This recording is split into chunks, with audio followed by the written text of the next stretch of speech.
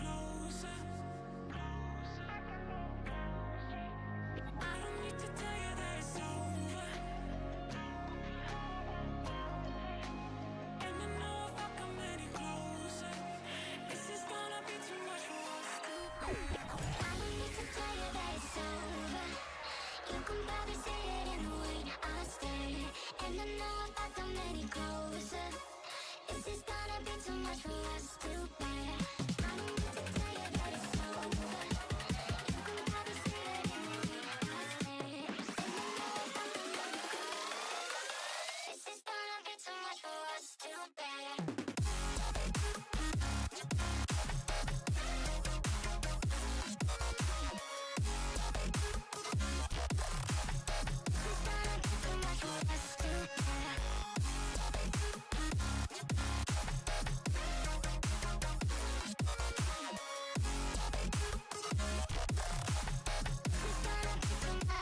I'm just calling to say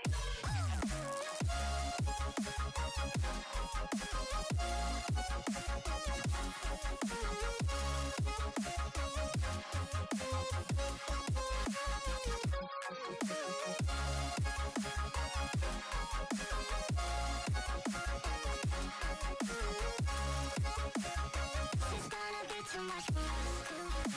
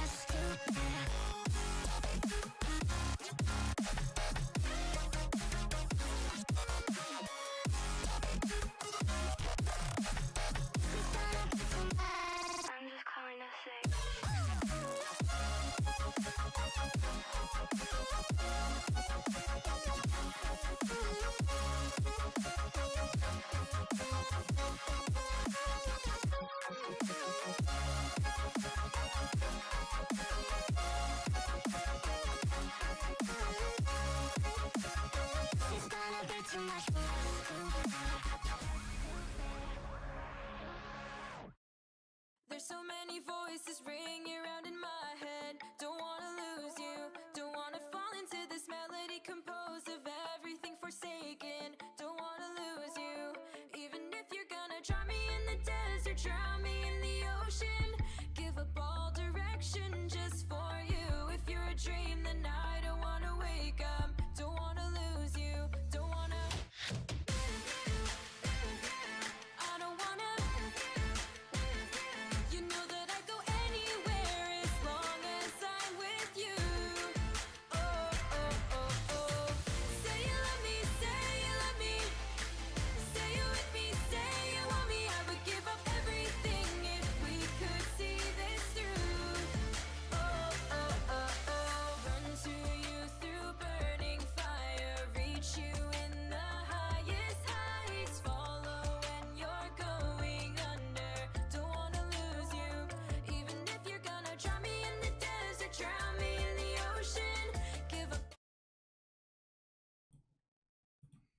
Hey, what's going on, guys? Welcome back to a Flesh and Blood stream. Tonight, we are going to be continuing our practice for ProQuest season with Aurora. Continuing our practice for ProQuest season. It's a lot of P's.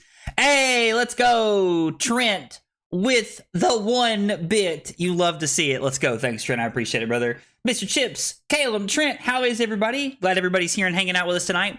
I named the stream that Face Purgatory is the truth. I actually ran a poll on YouTube today just to get like a general take of is Face Purgatory an Aurora card? And a lot of people said no. A lot of people do not think that it is that Face Purgatory belongs in Aurora. And I'm going to be honest, I am here tonight to prove everybody wrong.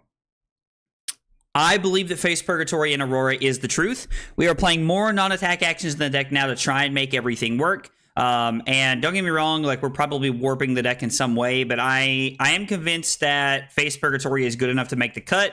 It feels great. I've really enjoyed it. Like it feels like a good card. I think it is one of the best headpieces we can be playing.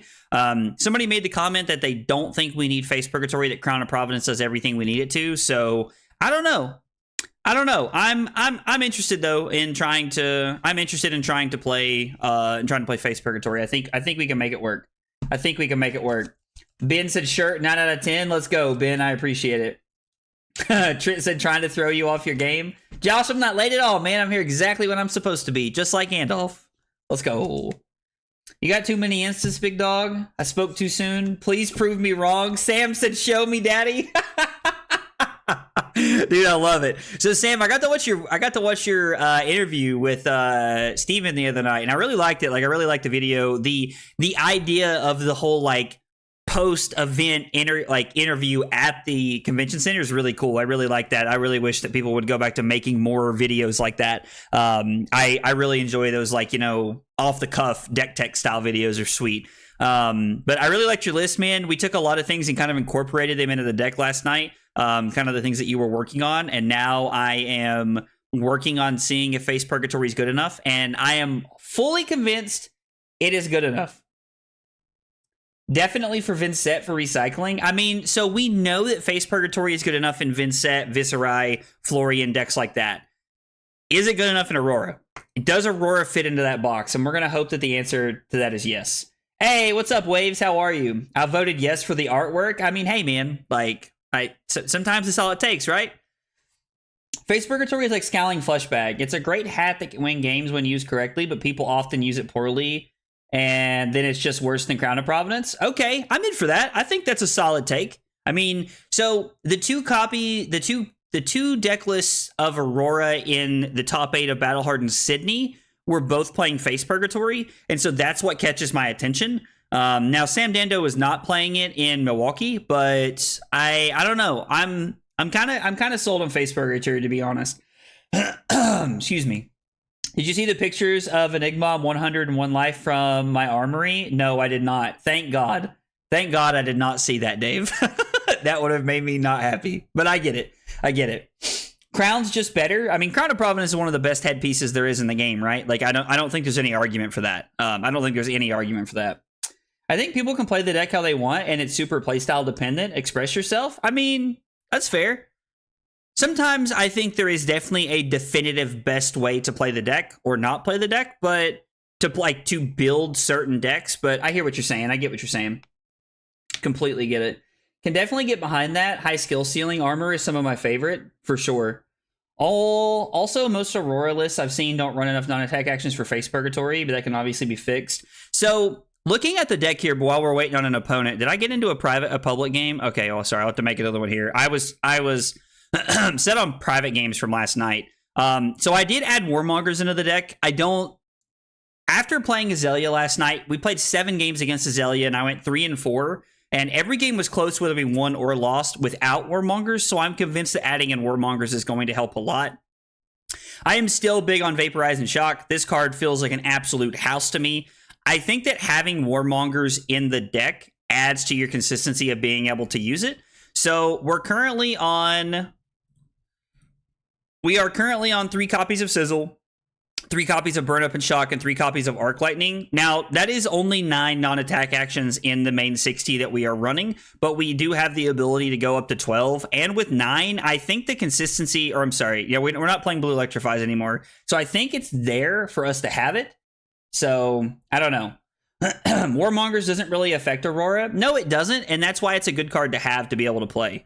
Our new matchup is Crown of Providence, and we run 1 copy of Command and Conquer in this matchup. I do really like the Exude Confidence in this matchup. I think that people play a lot of defense reactions in new, so I'm a big fan of Exude Confidence, and we'll see how it feels here. I also like Tunic because this is going to be a longer game. I mean, maybe we just want to be on Carapace because it blocks effectively. I don't know. That's tough to say. I think we can go...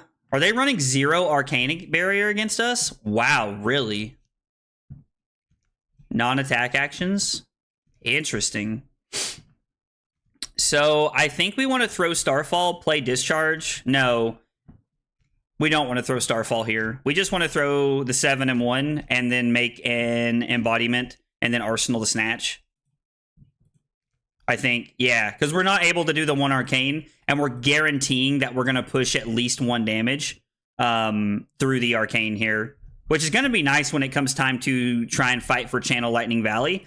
It'll be nice to know that there's 0 AB across the table from us here. Hey, what's up, Weasel? How are you, brother?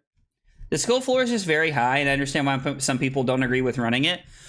If you're talking about Face Purgatory, there is definitely like a window where you can like get blown out by certain things, and that will generally push people away from it. I definitely get that.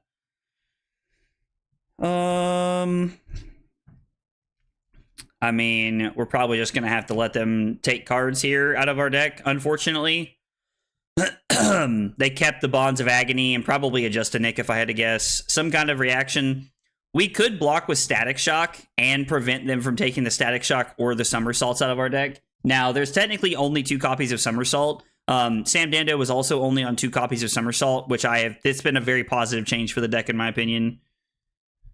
I mean, we could block Burn Up and Shock, Static Shock, and Grasp to get to 8 to kind of play around it here, but I don't think that's really where we want to be. Sizzle works with Starfall, so we have the ability to kind of like throw a decently powerful hand depending on what we decide to do. I think we could just say no blocks though, right? I don't want to take a bunch of damage, but we are protecting the Static Shocks in our deck and the Somersaults here if we decide to take that route. If we keep it, so let's say we keep our hand, they're gonna take something. We'll have 1 card to pitch for Starfall. We can go Snatch, Somersault, Starfall, and then we can, yeah, I think we're just saying no blocks here. Stoked to get my first Fab event tomorrow. Oh, dude, let's go. What are you playing at tomorrow? What's your first Fab event, if you don't mind me asking? I don't hate the idea of blocking with a Static Shock to be able to buy it back, but I don't know. We are protecting cards in our deck a little bit, but I don't know. I kind of like the idea of just leaving this way, I think. Ooh. Okay, so that doesn't count as a reaction.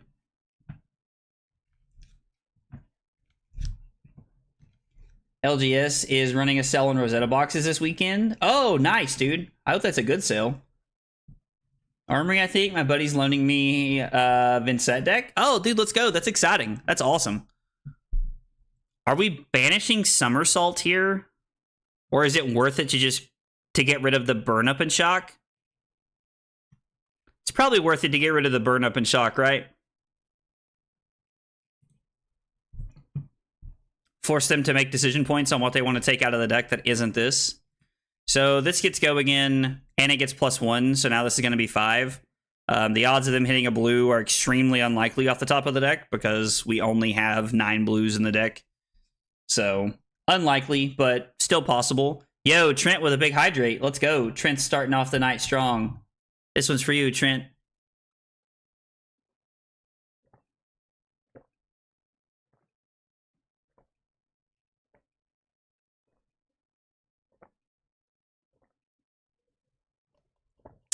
Okay. So they take all copies. They take all copies of the... Don't know what that noise was from my computer. They take all copies of Static Shock out of our deck. Okay. I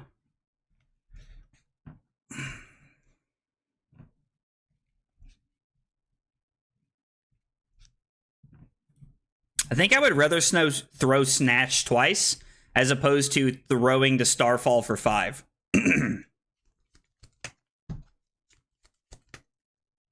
I think that's a better line of play for us here. We get the Snatch back to our hand. Are you a Hokey? So I am not personally a Hokey. I mean, I guess I kind of am. I guess it like depends on how you look at it. So Carly, my wife, actually went to Virginia Tech, and so I am a Virginia Tech fan by marriage. Like we go to a Virginia Tech game about once a year. And get to like go and hang out and tailgate and stuff, and I have a blast. I live it up. Like we have a great time with her friends. We always have a lot of fun, but I guess I'm not like personally a Virginia Tech Hokie fan outside of like, you know, Carly, if that makes any sense. This is an interesting hand.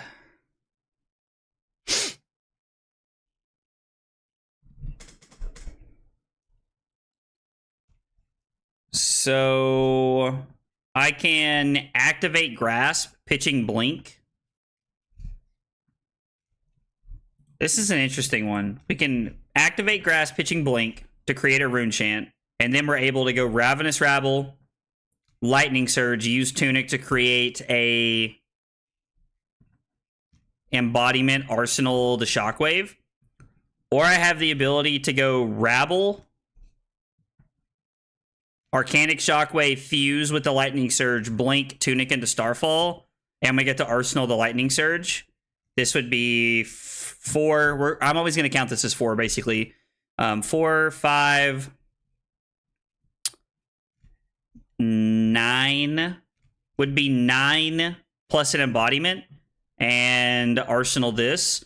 Or this is 11, 4, 6, 10, 11. No Embodiment, Arsenal, a Go Again card. I think that's a better play, right? Yeah. I think this is just a better play for us here. Got any plans for a special Halloween stream? Ooh, I had not considered that. We could, though. That could be fun. You could talk me into doing a fun Halloween stream. That could be pretty cool. I could definitely have my arm twisted into doing that. Are you a Tennessee fan? I'm actually not a Tennessee fan. Like I don't actively root against Tennessee. But I am a Tar Heel. My whole family has been UNC fans my whole life. I've been a Tar Heel my whole life. It is kind of funny because like it does like make it interesting sometimes, like because you know Virginia Tech and UNC play every year, so it does make it interesting at times. But yeah, no, I'm a Tar Heel by family. Horse cosplay for Halloween. We could do that.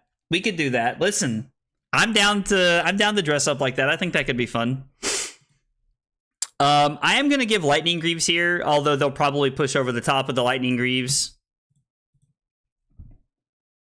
We could, if we wanted to play around Homage, block with the Grasp, but I was like, it's probably, or not, if not around Homage, Grain that tips the scale.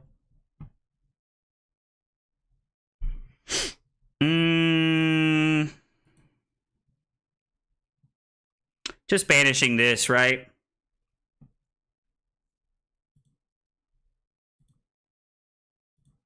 Justinate gets an Arc Lightning, and Persuasive gets a Shockwave. Unfortunately, those got banished in the wrong order, because that means they get to take another card from my hand. I needed the Arc Lightning to get banished second there to the Persuasive Prognosis. And they did hit 2 action cards, gonna get a third here, which is unfortunate, so... Silent Hills 2 remake drops in 6 days. Oh, that's awesome, dude. Hey, Caleb, what's up, man? Carly dresses as you, and then you just get a horse mask, still do a couple's costume, and show the love for the horse. I think that would be a lot of fun. I think that would be a lot of fun. Let's go Lightning Surge, because that's our go again card. I could leave this in Arsenal. Like, we could just leave this in Arsenal. I think what we're going to do is, I think I'm just going to Lightning Press this. And we're just going to Arsenal the Exude Confidence here. Makes me wonder if I should have thrown it, maybe. Okay. This hand looks pretty good. This hand looks pretty good. Do you feel your blue count is high enough for CNC? I'm never sure how I feel about it in Aurora. I mean, we're only on 9 blues, which is a little questionable when you're trying to play CNC right. And that was a conversation that Zach and I were having last night when we were putting the deck together and like making the changes and talking about it. One of the changes we had talked about making was playing red Electrify over the Command and Conquer. But I personally think that we can play CNC because we have like the 9 blues, and I think it's going to be enough consistently. I think it will consistently be enough. To answer your question, I think it's just yes. I think it's just yes. So let's think about our hand here. So it's Arc Lightning, Gone in a Flash with Go Again, discharge it back to my hand, pitch Gone in a Flash, pitch Gone in a Flash to throw Starfall, and then we are throwing Exude for 7, Arsenal Gone in a Flash. I think we can take 5 here. There's no real disruption to this point so far. Now, there could be like a Leave No Witnesses or something in their arsenal here, but I think I'm willing to go down to 19 here. Arc, into Gone, into Discharge, into Exude. Yeah, I think it feels like a good play here. I think it feels like a good setup. It's forcing them to pick between arcane damage and physical damage this turn. Actually, it's not, because they don't have any arcane barriers, so the more we can throw with Go Again here, the better off we're going to be. We could pitch the other Gone in a Flash here to use Lightning Greaves to let this have Go Again so that we gain an action point, which lets us throw Gone in a Flash with Go Again, or with the extra action point. But I don't think that's where we want to be. I think I would rather just save the Lightning Greaves for a Tunic play. I think that's where it's best.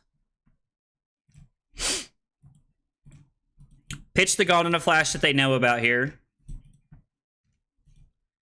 And then I can throw the Exude Confidence here at the end of the turn.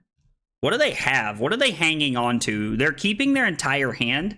And I gotta be honest, last turn they kept their entire hand just to throw 10 with 0, like, relevant effects. It was just 10 damage, and I don't know that I like that play. Also kind of surprised they're running Siren's Call into me. That seems like a little bit of a misstep here. I was like, this would be a really good turn to have the...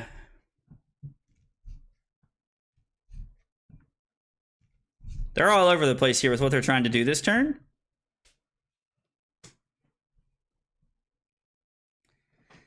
They kept their whole hand and they're leading on this. I feel like we want to block this.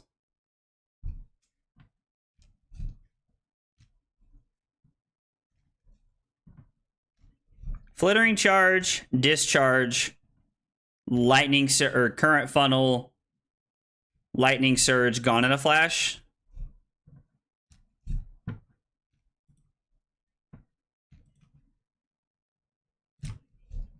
This is a weird play, and probably incorrect, but I'm curious to know how this pans out, because blocking the Mistblade when they kept a 5-card hand is a very powerful effect. Most news are living in a world where they think I'm going to take this, and I'm not. Because the fact that they kept their entire hand tells me that I want to be blocking this. Yeah, they had the levels there. I mean, joke's on them. We don't have any non-attack actions here, so we just don't care. If we're able to keep a semblance of a hand here to put something together, we're going to be in a good spot. What did they get? A Command and Conquer? That does not have the desired effect that they want it to here. We're just going to block Crown crown this away, and we're just going to be good.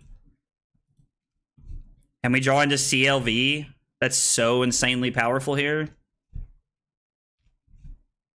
Okay, so they do take our blue, and they get the knowledge of our hand here, which is a little unfortunate, but I think ultimately it's not the end of the world. We're only taking one, so Siren's Call did a little bit of work there, but honestly, nothing to write home about. And we have breakpoints galore in our hand. Also, don't really know why they use Tunic. It feels like our opponent's making some very inefficient plays so far to this point. Now, I could just lose the game. Like, our opponent could be living in 2040 and I don't realize it, but it doesn't seem like it. I just now realized no hero in CC can use Ice Elemental cards. I mean, yeah, if they're specifically Ice Elemental cards, then they're off the table.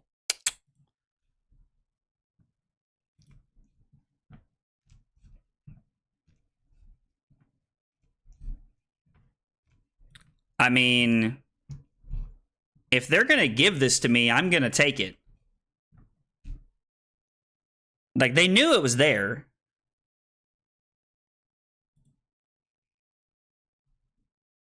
I don't think they know how discharge works. Okay, well, the fact that we played the CLV means we are going to throw the Starfall, but it's still one, and it means it's a card or a piece of equipment. Blocking with Tunic. Okay.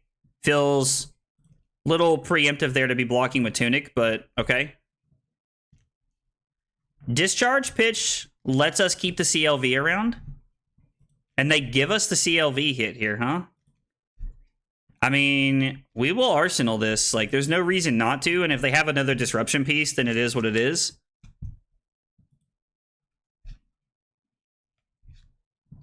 If this has been banished, another card with the same color, gain 1 life. I mean, we're probably just supposed to stop this, right? I think. I got to use Scour earlier to destroy 2 CLVs, an Embodiment of Lightning, and a Rune Chance against Aurora. Felt freaking amazing. Brad, I'm going to need you to not come near me with all that negativity. Although that does sound awesome, bro. I won't lie. That's really cool. I would be big Sag if you did that to me. Big Sag. Like, confirmation, big Sag. Oh, they got a blink here. Oh, that's right. It was from not from new. What are we banishing? Is it just the sizzle? Like, we banished the sizzle and our turn. Do I have to? Can I banish the current funnel? I know that it gives them like things they can do, but it would be Channel Lightning Valley, Burn Up and Shock, draw 2 cards, Entwine Lightning, fuse with the sizzle, and then we have the Tunic to be able to throw our weapon here. Yeah, the fact that they have no AB means they're just getting like ultimately punished by the Burn Up and Shock here, which is insanely good for us. Wow. Okay, so I think we're gonna Arsenal the Arc Lightning. So that means we're looking at Entwine Lightning, fuse with Sizzle for 4 go again. I mean, we're almost assuredly going to end the game this turn. We could play the Arc Lightning here if we wanted to, but I don't think it's necessary. Would the Arc Lightning have won the game? 1 Arcane, 2 Arcane, 3 Arcane, 4 Arcane. Dang, we would have been 1 short. So we would have put them to 1 guaranteed. And then, so we would have won the game though, right? Because like they have, even if they have a defense reaction, so they defense react this is 5, 2 cards, this is 4, 2 cards. Yeah, so we were definitely just getting there. That felt pretty good. It felt like a pretty good start to the night. I think we started with a loss last night. I can't remember, honestly. Yeah, not running AB into Enigma, or I'm sorry, into Aurora is kind of crazy to me. Kind of like blows my mind. Maybe our opponent was like learning new right there. I'm not exactly sure. Like they made some suboptimal plays that game when no AB against us. Let us have free draws on CLV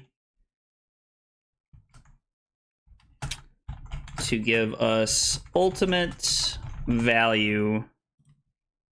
All right. I was kind of worried how that game was going to play out the way it started, because it started out a little rough there, to be honest. I didn't think it was starting out very well. I played versus a full rainbow Count Your Blessings Arachne last night. Oh my god, dude, that sounds terrible.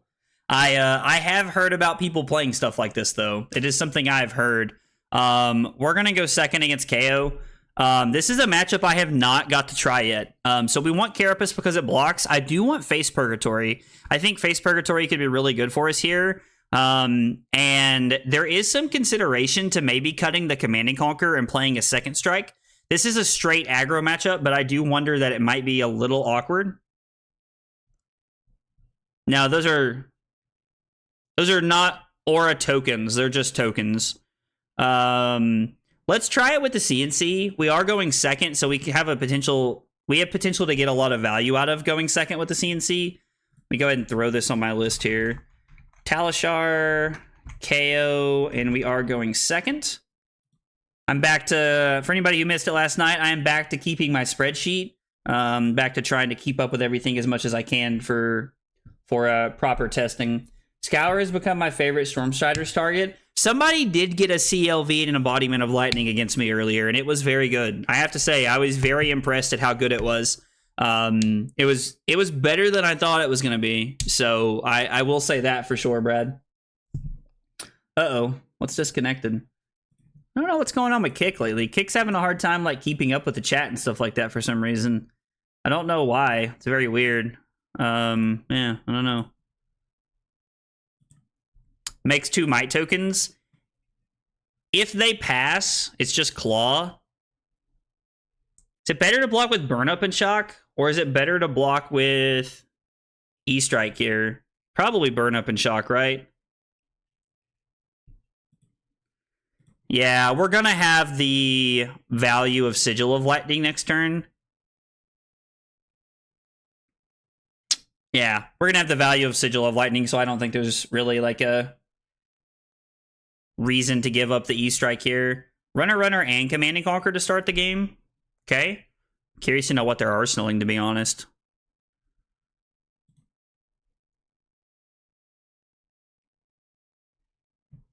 Okay. Our opponent's trying to arsenal there, but didn't click pass. Easy mistake to make. God knows I've done it more than my fair share of times. Okay. I think I want Arc Lightning to be a 5-card hand, so I think I want to arsenal it here, which means I might just be looking at E-strike, putting Gone in a Flash on the bottom. If I play the Static Shot, or if I play Arc Lightning, I'm not really going to have any go again to generate here, so I don't think it's worth playing it. I think we're just going to put the Static Shock on the bottom and name draw card. Maybe I'm just supposed to name 7 with this hand.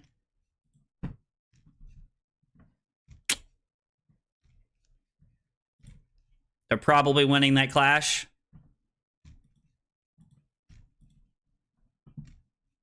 I wonder if I should save this for the Face Purgatory. Maybe I'm just supposed to play it and force their hand here.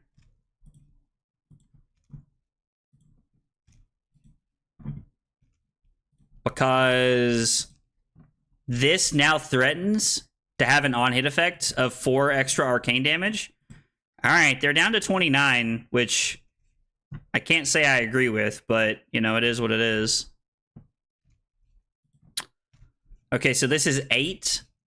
Arc Lightning. We have double Arc Lightning, to be honest, which is really good because it's just 2 arcane. And then we have Sizzle, Grasp, Starfall. Maybe they give us the...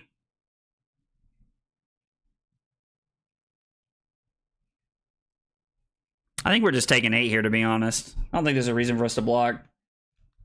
Been running Crown of Providence in my Florian list so far. Should I go the extra mile to buy Face Purgatory? So, I'm going to be honest. I haven't played a ton of Florian, so I don't really feel like I'm in a good position to give you a ton of do this or don't do that kind of things. But I will say that I have seen Face Purgatory get a lot of value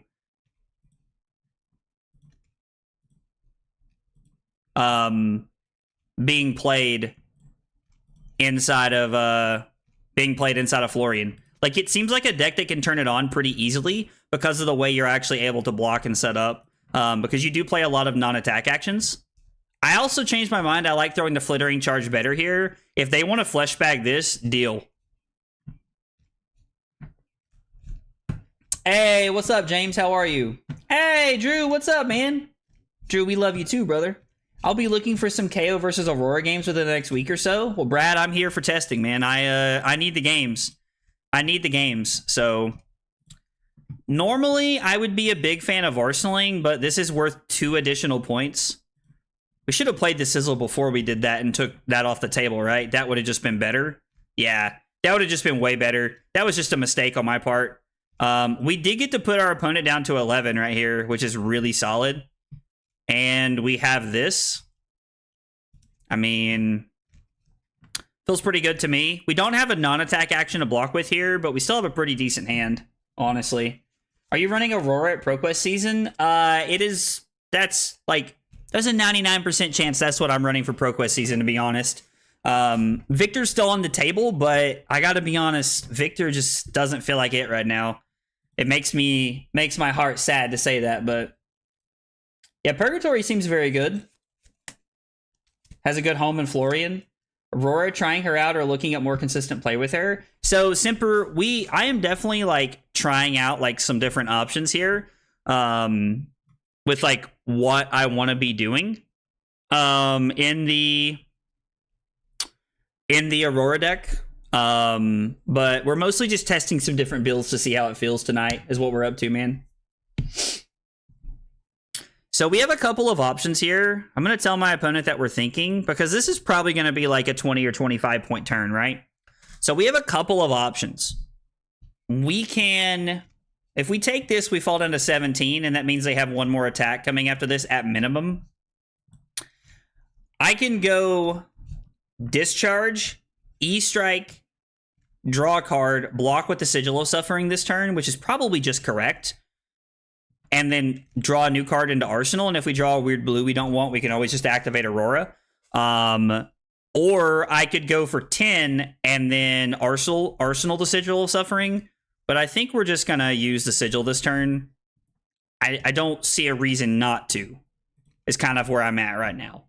There's not really a reason not to here. Unless we're just trying to set up and draw into the Sigil. To have the Sigil in Arsenal, so that if we draw into a CLV, we can just kind of go ham here.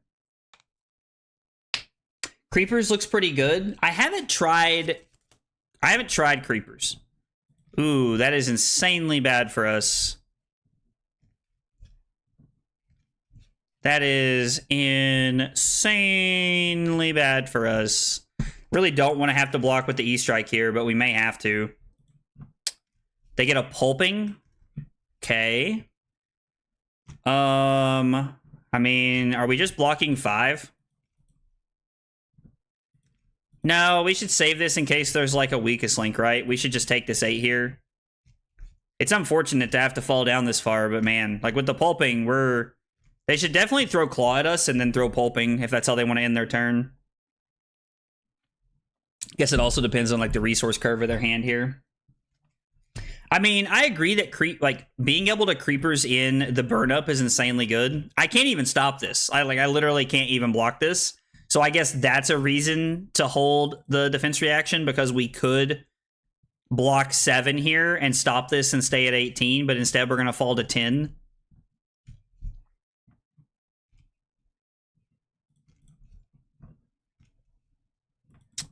Yeah, it's... I mean, now we should just block, right?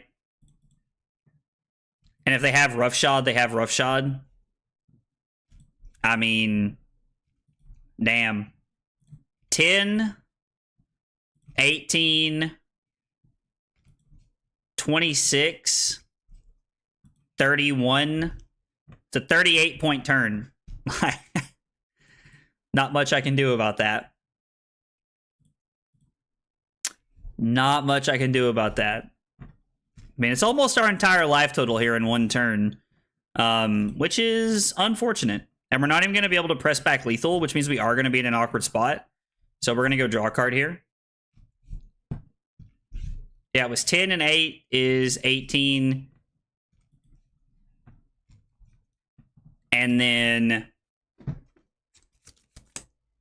let's see. And then what? 8 more is 26 and 5 is 31. Yeah, 38 points there. I agree. Cast Bones into us feels wrong. I don't really know why they would run Cast Bones into me, but CNC Pummel Creepers Burn Up. I mean, listen, you are talking my language, Brad. I like anything that involves CNC and Pummel. I'm debating if we should somersault this back or Arsenal to somersault. Like, we're probably supposed to somersault this back, right? Because if we keep one card, we just have the ability to throw 7. And if they take 4, they go down to 5, which means technically they're required to block with at least 1 card from hand. Although I don't really know if we're going to be able to, you know, keep anything here. We are at 3. I don't know that I can ever play around Reckless at this point. Okay.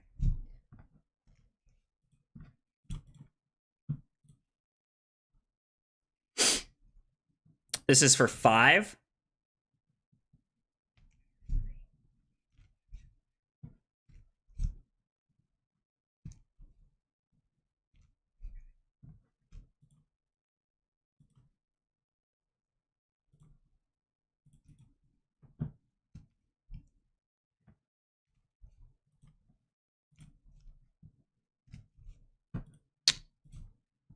Yeah, I think that's just the best way to play this out. There's, what, 1 more sigil left in the deck?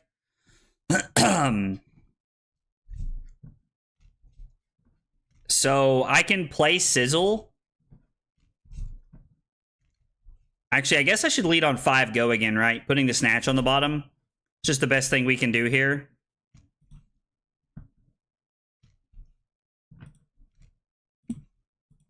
Yeah, I think this is just the best thing we can do here. I just don't think Cast Bones is ever correct. Why would you say Cast Bones is never correct? Because I don't know how I feel about that. Cast Bones is very good into Victor, and there's like some decks where you really want that extra, like, you know, like oomph to kind of try and get you there. So I'm curious to know why you don't feel like it's ever correct. But I don't think it's right here at all. Taking the Shockwave. Okay, I mean, it is what it is. We're just going to have to throw Starfall. I'm not going to give myself an intellect penalty. Although there is something to be said about trying to keep this in hand to block with the face Purgatory next turn. Cast Bones is good against Enigma, I agree. I didn't see them getting any value off breaking their boots, so I don't really know why they did it. It's hilarious to me the amount of times we draw...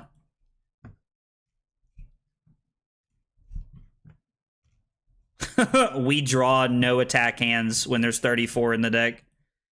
I mean, we can block 6 technically.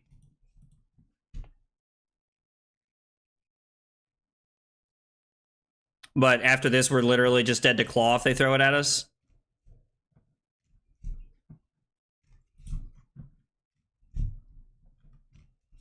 Yeah. We're gonna block 2 and die. It's very unfortunate. I mean... Our opponent had a 38.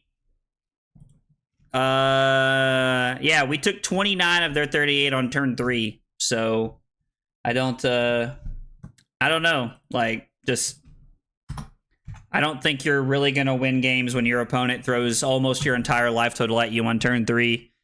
This is one of the few times I feel pretty confident saying we just got high rolled here. Flame said Bolton has a 60-40 matchup into Aurora, which I find kind of insane. I mean...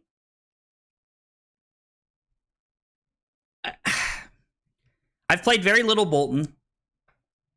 I feel like I am doing my best to learn Aurora at the current moment.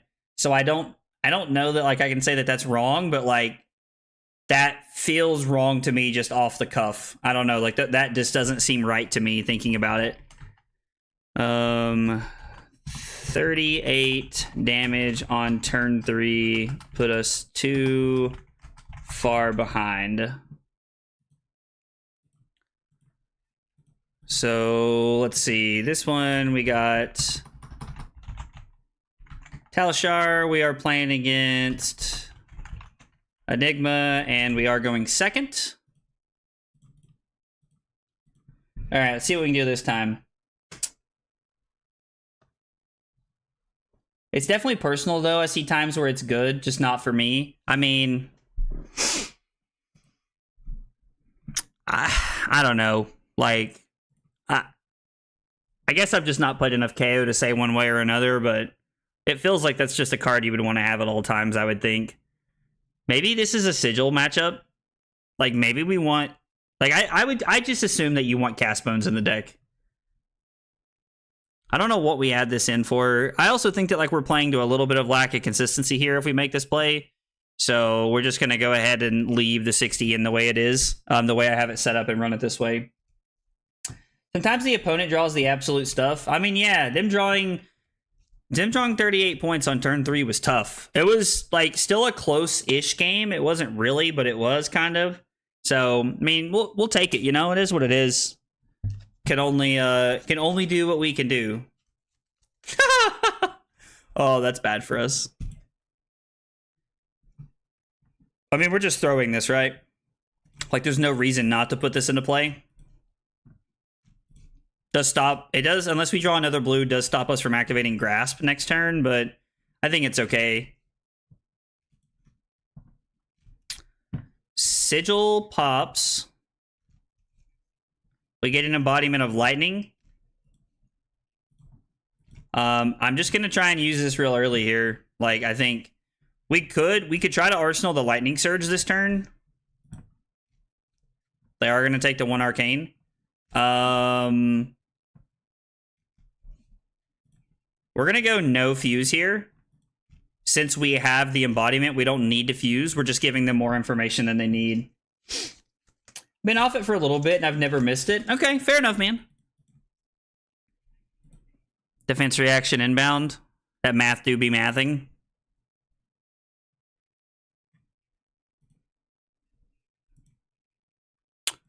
Ravenous Rabble, hopefully for 4. I mean, very, very high chance of it being for 4, so... Is this another defense reaction? No. Wow. Okay, well, that makes this decision a lot easier. We could have just been that guy and been like, no, I'm not going to let you undo. But I'm not going to do that. That's just toxic for no reason. Our opponent, like, said sorry and asked to undo. Like, I get it. Things happen. It's all good.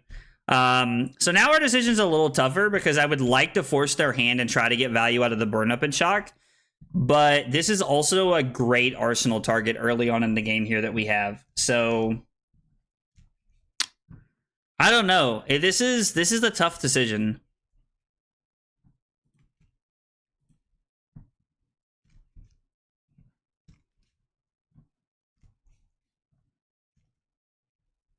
It's going to be a longer game. We're going to play with some patience.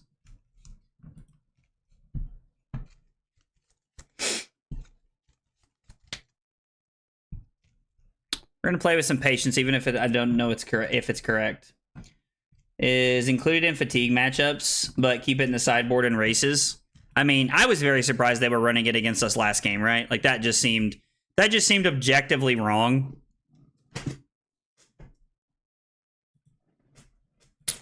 We're just going to take this, and then when they throw the Rage Spectre, we'll block 4 and then somersault them back. And then we can go we can go Sizzle, Lightning Surge, Ravenous Rabble into Exude. We could use the somersault offensively. It's probably better just to use it offensively, right? Probably just better that way. Oh, has the Wolfpack been off of it? And I mean, Brad, like, just because, like, you're not someone who's, like, super well known in the competitive community, like, I don't think that makes your opinion any less relevant. Like, I'm not one of those people. Like, I'm here for like everybody's opinion. Like, you have played the game, you understand your deck and what you're trying to accomplish, and so I'm a fan of, like, you know, like, everyone has an opinion or a thought, you know, like, I'm open to listening to everyone personally. Having the vaporizing shock is a little awkward on top.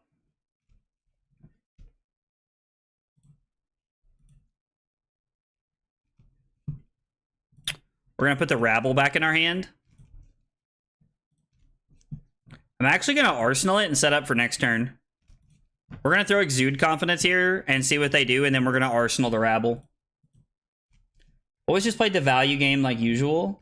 Just play your hands to good value and set up good pitch stack. Victor isn't really that scary after he runs out of block cards. It's kind of funny because I don't even really like the block cards are just kind of there for blocking against KO. Like, I don't even really use them for like that. I mean, we could just play 1 arcane damage here, right?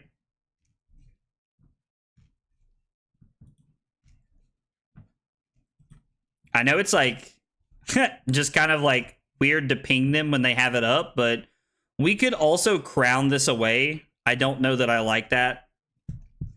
Is there any world we're just supposed to block this out? I don't think the answer is yes.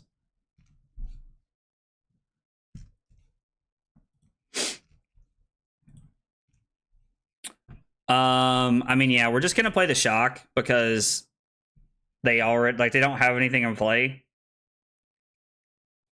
I'm not even sure how I feel about Vaporizing Shock in this matchup. Zach said he really liked it, so I'm willing to test it, but I'm gonna be honest, I don't know that I'm a huge fan of it. Arc Lightning. This feels like a pretty good Arc Lightning turn here. We're gonna choose both. Or no, we're not gonna choose both. We don't, that's wrong card. Whoopsie, wrong card here. So I feel like a lot of KOs like are very like accustomed to like pitching for the second cycle Blood Rush Bellow, which I think is a really good thing to do personally. Hey, let's go! Slip with 9 months of that tier 1 support, brother. Thank you so much, man. I really appreciate it. Slip, I hope you're doing okay, brother. I was like, I haven't talked to you in a minute, so I hope you are doing okay. I was like, I don't know if you live anywhere that's affected by the hurricane, but if you do, man, hope you and your family are okay, brother. Appreciate you stopping by and hanging out with us.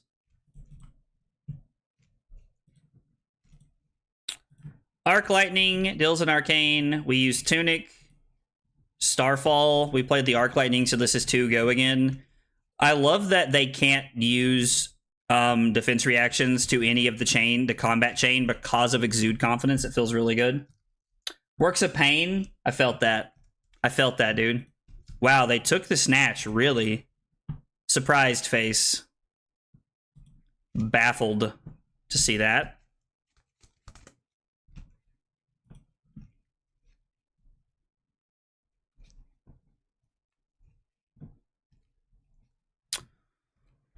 We could try to get him with the Vaporizing Shock, right? Like, we could, because they'd have to remember to use Tunic properly here, but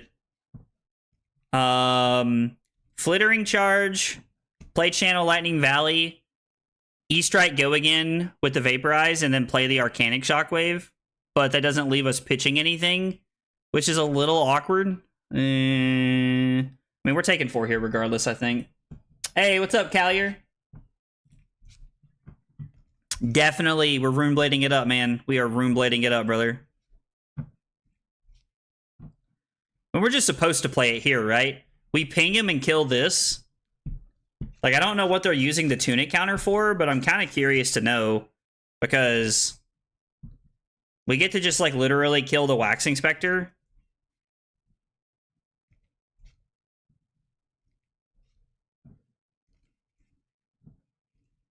I don't think we need to, though, right? Metamorph. I got hit with the tropical storm, but I personally didn't suffer any damages. Well, I'm glad to hear that, man. I'm glad to hear that. For what it's worth, I know you're not one who's going to shoot me down when I say something because I'm not a big League player. Just been Dude, well, Brad, I'm honestly, man, I'm sorry that you've had that experience, brother. That is very unfortunate. I would like to think that as a community, we are better than that. And I am genuinely sorry to hear that that happened to you, man. That's very upsetting and frustrating. That would upset me if people treated me like that, man. That would upset me if people treated me like that. And I'm sorry to hear that that's happening to you, brother. I'm going to go down to 15 here, and then I'm not going to play the Vaporize and Shock here because I need it to be able to keep the channel around this turn. So I know that we could have gotten them there, but our turn would have been really awkward if we didn't keep it this turn. Give this go again. Are they going to... Nope, sink below. Like, are they going to take one here? Are they going to take one here? I mean, playing the Channel Lightning Valley and the Vaporize like doesn't really help us here, right? Because they would have prevented it there. It would have been 1 arcane damage, and we wouldn't have been able to like even draw last turn. Sadly.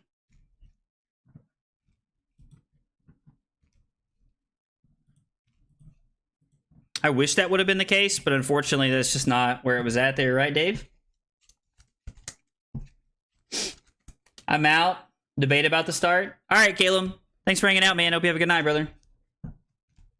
Yeah, them having to ward is what makes that, like, awkward, right? Like, I kind of wish that if we had been able to just channel Lightning Valley and vaporize them, like, shock them with the Vaporize last turn, bro, like, y'all don't even know.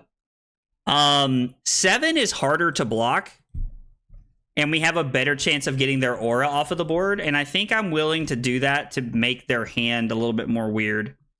Really wish it had been a blue. This has felt very awkward so far. The Vaporize and Shock has felt very awkward. We know they have a Chi in their hand. They must have a Manifestations of Mirror guy in their hand. They have to.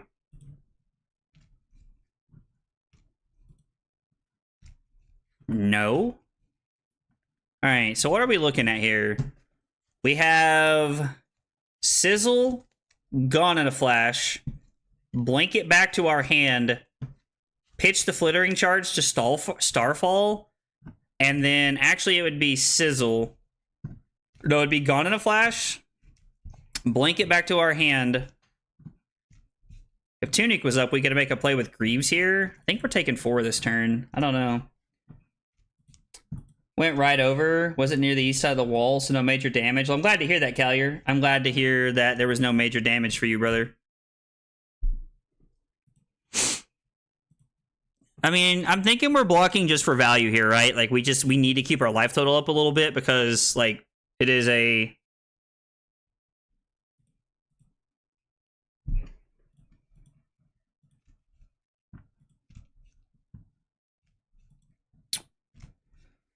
It is a, like, we do have to worry about our life total. So I think it's Gone in a Flash, blink it back to our hand, play Sizzle, pitch Flittering Charge for Starfall, and then Gone in a Flash. Because it's 4, 5, and 4, which is, like, more awkward breakpoints to block, which I think is very good for us. And if any of them connect, we have the chance to draw into a potential Lightning card. God, they've seen 4 defense reactions in 6 turns. Whew. I know they're playing a few of them, but man.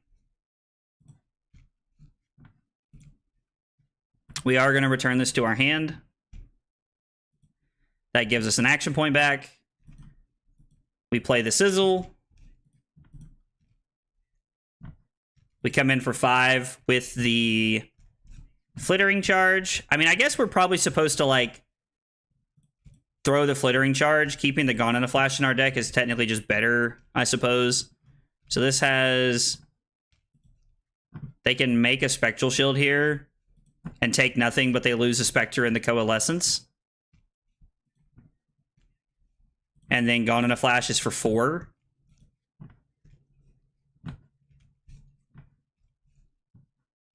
They can give up the Spectral Shield here. Okay. So, I mean, they've done a good job of denying us everything we wanted to do so far.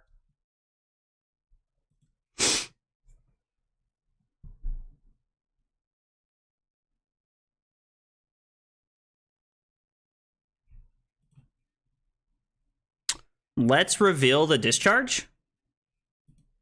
4 go again. They have no reason to block this. Like, if they have a hand that pressures us here, they have no reason to block at all. I don't know. This, like, feels like we've fallen a little bit too far behind here. I'm going to use Tunic. Gone in a Flash. Discharge it back.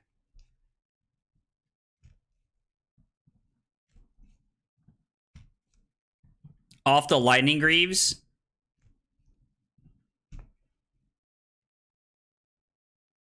So it's 4 and then E-Strike for 8, draw a card.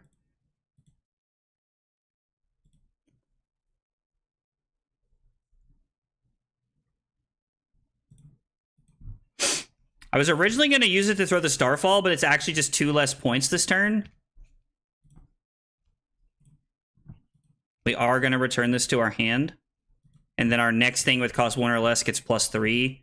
So we're just going to go draw a card, and this is going to be for 8. Ew. I mean, it's not the end of the world, right? We can just, like, Arsenal.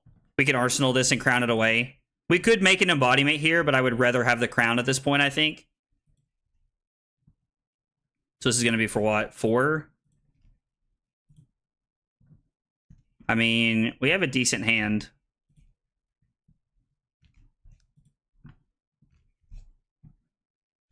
Do I even want a crown here? I can go Lightning Surge, Blink, Current Funnel, Snatch, Exude. This hand's actually just really good. They have a Metamorph. We're in bad shape.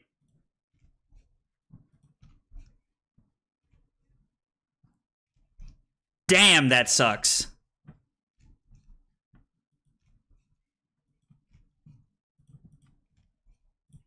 That is like worst possible case scenario for us right there. Man, that sucks. That feels bad.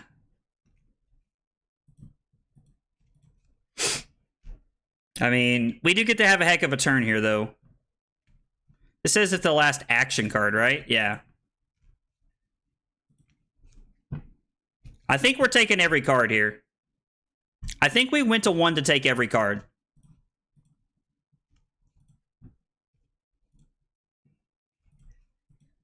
This doesn't really take a card. They might pitch a card for Footsteps here. 4 with Go Again because of the current funnel. No defense reactions to be played. Can be played. Blah, blah, blah. And then 4, no Go Again. Oh no, they're going to 2 to give it to us, huh? Arsenal the Lightning Press gives us a popper if we need it.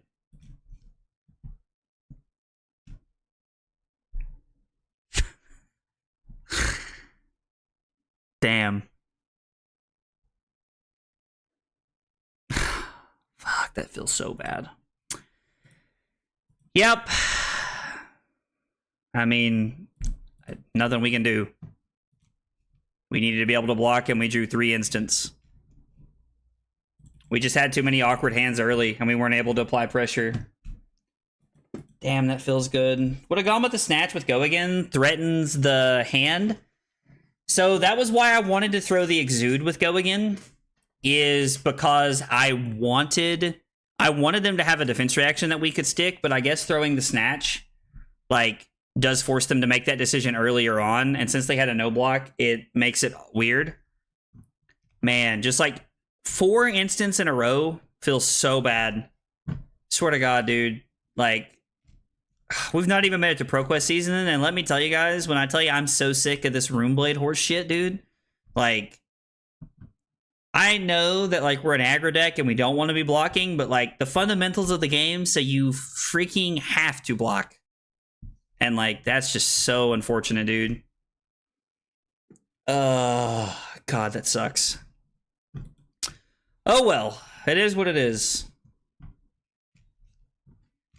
4 instances in a row is Acilio fills. Obviously, skill issues. Obviously, duh, Josh. Draw better? I mean, dude, I should... Yeah, clearly, forehead, I should just draw better. Oh, man. That's funny. Our opponent played very well, though.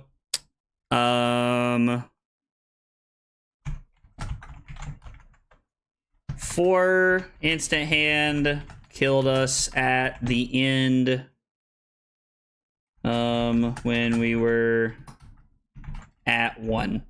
Also, I'd be curious to know, like, if they blocked out the snatch there that turn, right? So, like, to Dave's point, like, if we lead on the snatch, do they block it? Because if they don't block the snatch, we draw into the lightning press that, like, ends the game. So maybe it's correct to just throw that because we're looking at that out. I don't know. You jinxed it when you mentioned you started off the night with a W. I mean, it has been all downhill since then. All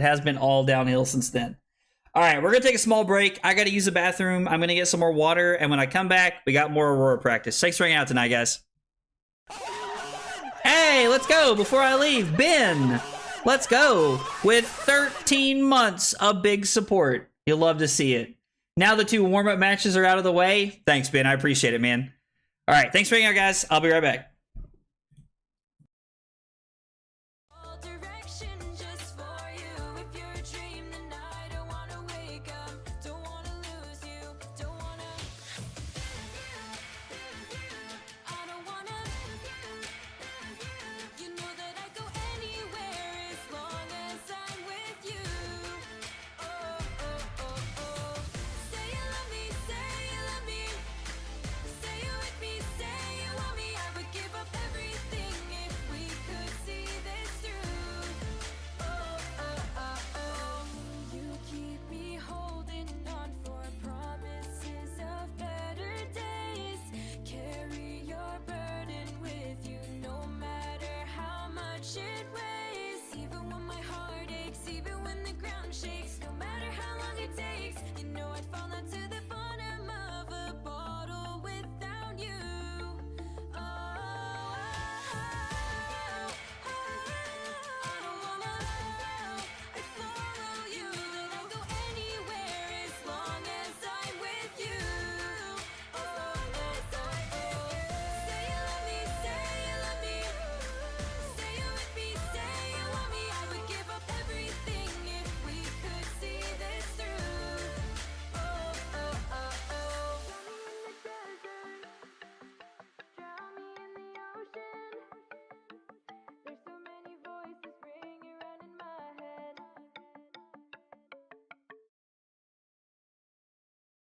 You're so hypnotizing.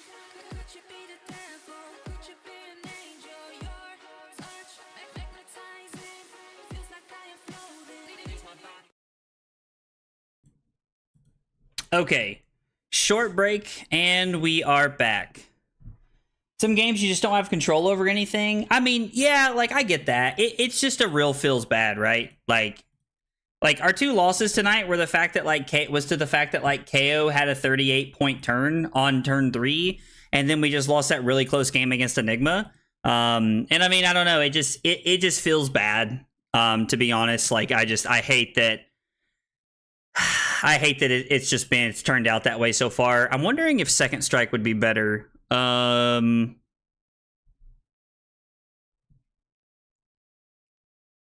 we'll even CNC and see what happens. Again, like, we're kind of testing the whole CNC theory with there only being 9 blues in the deck, so we'll see what happens. I can just copy paste on the old KO game because we are still going second like we were earlier. Agile windup makes a might and an agility for them. And then they just pass. And we have an extremely weird hand. I don't know, this hand feels very awkward. Feels bad, but you have me to put you down even more. Thanks, Josh. Oh man. We can activate creepers and throw Snatch, arsenaling to Lightning Surge. Throwing the Snatch just kind of gives us an opportunity to let them make a mistake here. And I would rather set up the go again lightning attack for next turn so that we're guaranteed to have like a non-brick turn next turn. Hey, Knight, what's up, buddy? How are you? Drew, are you still here, by the way?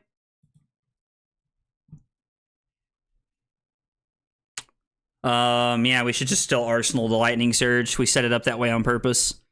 Drawing into the Sigil of Suffering, like, doesn't really change anything here about our game plan. Hey, Annabelle, what's up?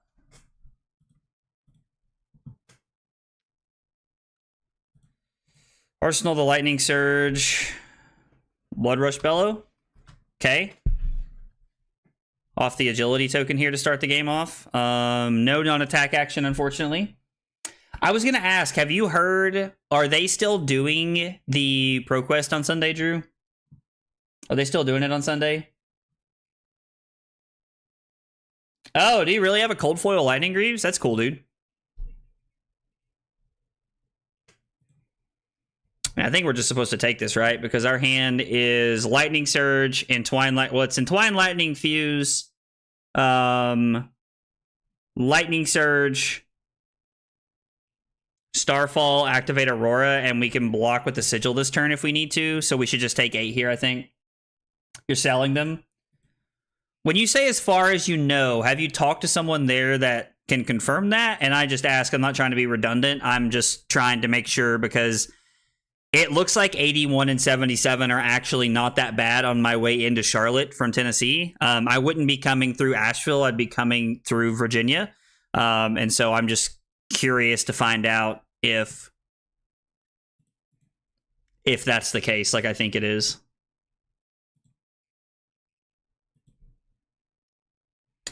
Well, not having the Lightning Surge in Arsenal feels really bad.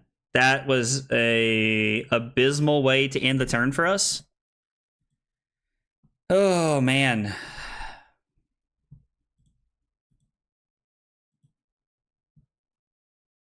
Does mean we get to set up an embodiment and we get to fuse the shockwave, though. So there's that. They know we have this. Man, yeah, we can't really do anything we want to do here. I guess I'm forced to throw the Lightning Surge and then activate Aurora and Arsenal the Shockwave here is the better play we have. We get go again for next turn and we're kind of setting up here. So I can use the Face Purgatory this turn. Feels like I should. Feels like a good use of Face Purgatory here to be able to try and like stunt their turn a little bit and to set us up. And I was like, if they want to Arsenal or throw Claw at me, that's great. I was like, okay, so this feels like an okay turn cycle here. So let's see here. It is Discharge. Fuse with the Sigil of Lightning. And then this is going to be 7 and 1 Arcane. Trying to crawl back into this game here. I'll ask Jim just to confirm. I appreciate it, man. I just want to make sure because I would like I am thinking about coming down at this point because like it looks like I can get there, but I also don't want to like I was gonna call and confirm, but I forgot to today. I mean, I have the rest of the week to do it, so if you can't get a hold of somebody, it's fine, but I just figured you might know since I was thinking about it off the top of my head here. Man, they've seen 2 Blood Rush Bellows. I mean, unfortunately, this is just aggro mirrors, right? Like, whoever draws their power cards wins, which is an unfortunate part of these games.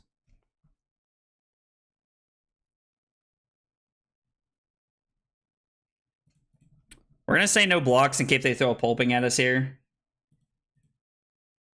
Flesh bag for 2 value, please and thank you. I mean, yeah, it feels really good to get the flesh bag there the way we did.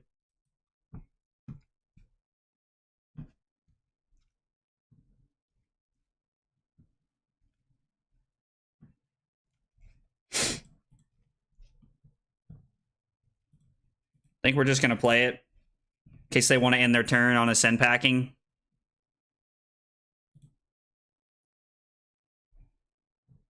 Nope. 6 and 7 is 13. Whew. I mean, I would like to set up the Sigil of Suffering in Arsenal, right? But we'd have to go down to 5 here. And then my turn would be E-Strike, draw a card off the Lightning Surge. Putting the Lightning Surge on the bottom to draw a card here. I could also just try to Arsenal it and plan on bottoming this and like blocking with this. I think we'll go ahead and... We'll go ahead and... Nah, I'm just going to fall down to 5, I think. I mean, yeah, see your power cards and win in the aggro matchup is generally what's happening. I mean, don't get me wrong, being able to block for 4 is an extremely efficient turn cycle, but...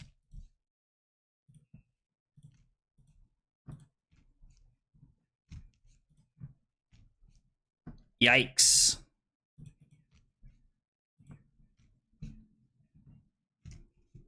That feels bad.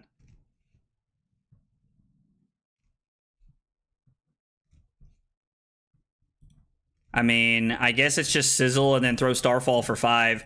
It's the most efficient way to use our cards here. And I get to Arsenal the Sigil of Suffering.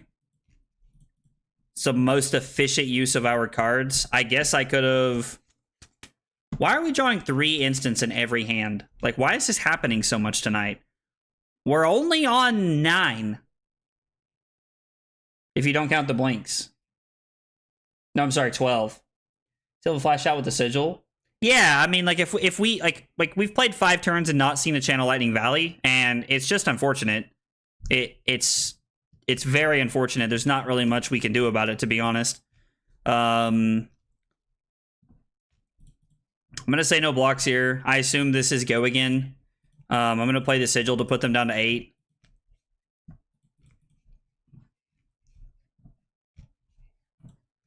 Well, that feels like a good decision. Block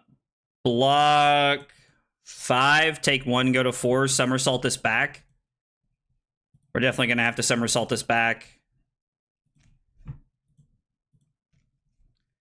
The send packing earlier when we had to block was very impactful for them. So I get to go Discharge. Shockwave Fuse, they take an Arcane, fall down to 7. And then this is lethal, and they know we have the Lightning Press in our hand.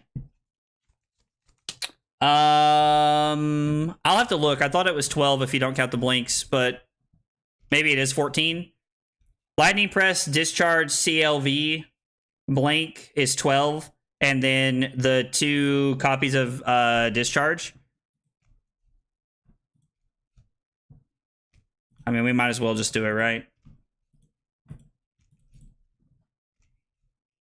So I guess it's 14 if you count the blinks and everything, yeah.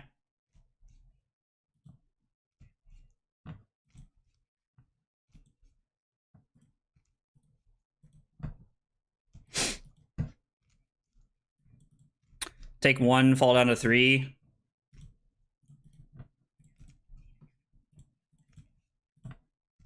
We're going to hope they don't rip a go again hand. Feels unlikely.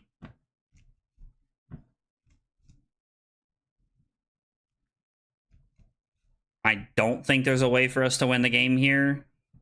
But we have an out to try and draw something.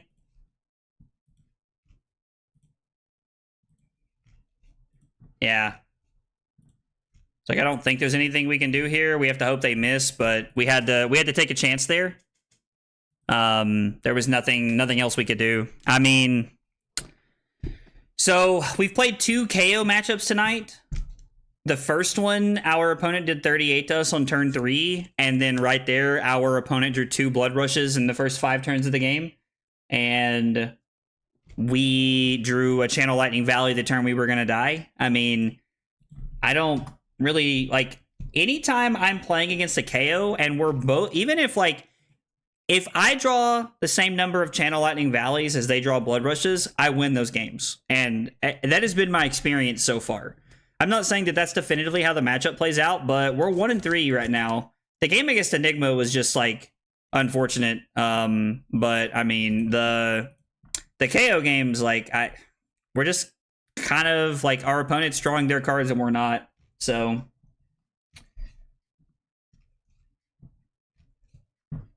by fusing, you're saying you can't be greedy. I wonder if it was better to not fuse there, give them an opportunity to underestimate your hand. Oh, are you talking about with the lightning press? I mean, it's very possible that we were just supposed to make that distinction and say that the lightning press is correct and not reveal, because it gives them an opportunity to say, hey, I'm going to go to 1 here, even though they shouldn't. So it's very possible. It is very possible that that's the case. I think I'm going to play Blink, pitch Diplomacy to activate Aurora, and then we're going to Arsenal the Lightning Surge. I don't want to give them an opportunity to fill their graveyard with anything, so I think this is the best play we can make here.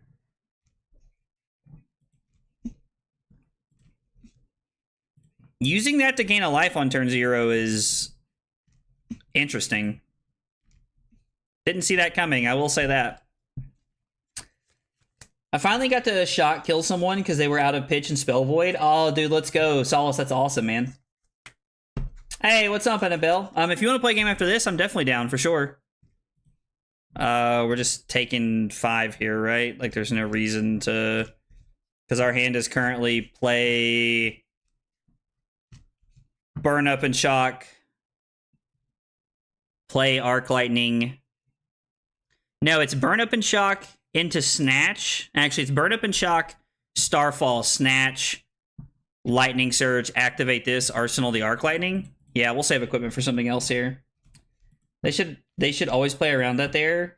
I mean, they should play around it, but it doesn't mean they will, right? So, okay, 2 very solid pieces of disruption to start the game.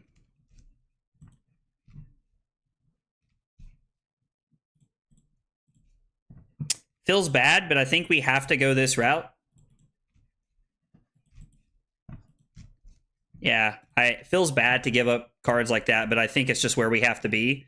And then we get the lead on Snatch here and just kind of force them to make an early decision. Although they could just have a sink below here. Yeah, so what Brad is saying is that, like, even though they should make that play, we're giving our opponent an opportunity to make a mistake, which I'm going to be honest, I really like Brad's idea there. That is a very, very good idea because, I mean, you can't make shots if you're not shooting the ball, right? And we probably didn't have a winning line there otherwise. So it's important to just, like, give our opponent a chance to just, like, do the wrong thing. And I really like that train of thought there. I think that's a very good train of thought from Brad. I assume this is going to be draw a card. Oh no, you have 3 cards in hand, so this is 7. So it's currently Arc Lightning, Gone in a Flash, Blink it back, Current Funnel, Lightning Surge, Gone in a Flash. And we're going to get 1, 2, 3, 4 triggers out of the Arc Lightning. And we could even pitch the Gone in a Flash to throw 3 instead of 4 if we wanted to. I think we're just supposed to take 7 here. This feels like a good enough hand. It's been a tactic that has won me a lot of games lately.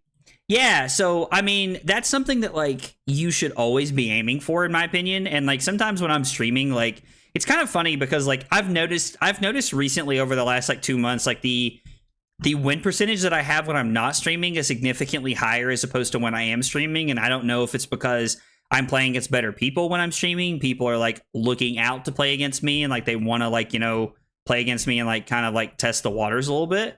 But I don't know, like, giving your opponent a chance to make a mistake is sometimes your only option, and it is, like, far and away the most correct thing you could do. I mean, we could also just use the blink to not... We could not blink this back to our hand. We could just let this go, Current Funnel, Lightning Surge, and then do this. Now, it's just more points, right, to do it this way.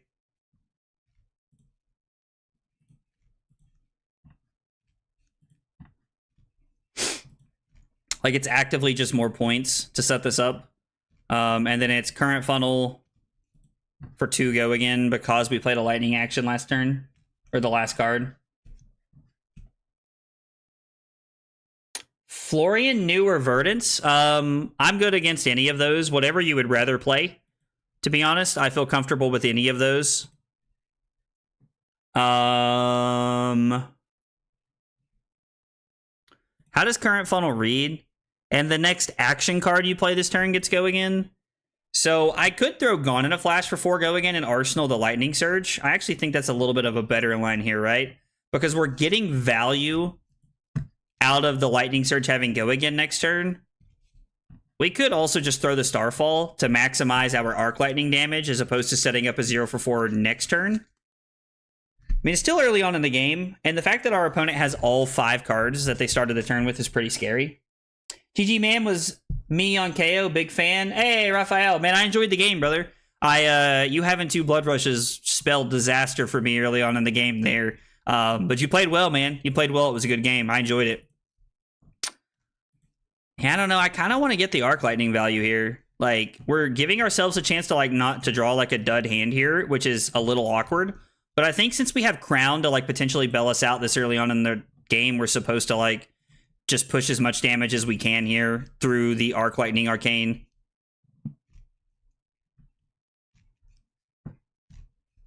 Okay. So this is just 6. Like, they can do this to kind of get started on Aurora's effect. Or, I'm sorry, Verdant's effect here if they want, but this is just 6. So it's Entwine Lightning, Fuse with the Discharge, Starfall, Discharge, Static Shock, activate Aurora. Hold on to 22. Hey, what's up, Setsu?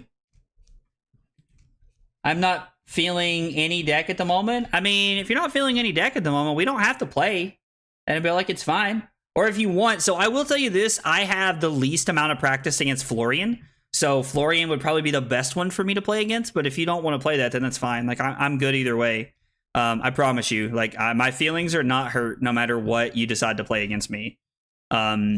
Also, it's worth noting that the Discharge does work on the Static Shock or the Entwine Lightning, and we're using the Discharge on the Static Shock because it has an on-hit effect that matters. Giving up the Sink Below in this first attack feels so good. Feels so good to me. We're going to pitch the current funnel to come in for what is currently 1. They know about the Discharge, so they know this is going to have go again. We're just going to go ahead and play it now. I do like technically holding the card to make them think about it a little bit.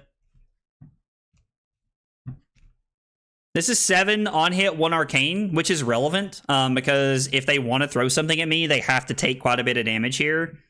I'm just going to go ahead and activate Aurora. We have no cards in hand, so there's nothing to, like, bluster, like, or you know, like, there's nothing for us to, like, bluff here. They fall down to 18. Okay. Felling of the Crown is pretty good.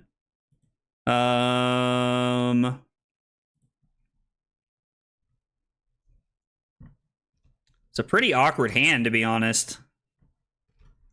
We can put the Arc Lightning on the bottom and then go Exude, Rabble, Arsenal this. We are forced to take 8 if we take this play, which I'm not a huge fan of. I don't like taking a bunch of damage. I mean, if they say no blocks here, we can also take the, like, super greedy play of flashing this in. Like, we're getting in a bad spot quick, right? And so I do worry about this.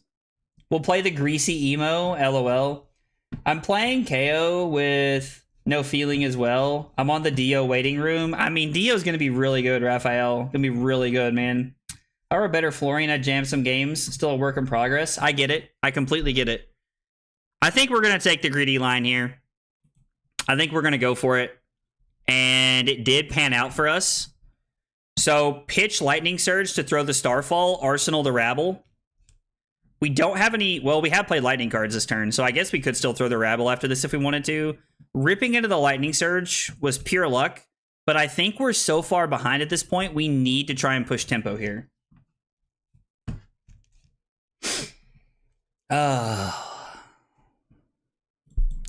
What is in their hand? Like, are they hoping... I'm going to Arsenal this. We're going to try and set up a good hand here. Are they going to pummel this? I think they're going to pummel this.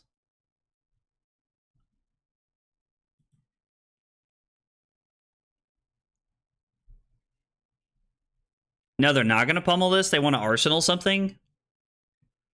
What are we putting on the bottom? Burn up and shock?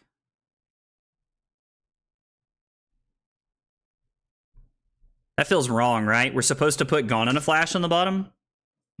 This is clearly a defense reaction.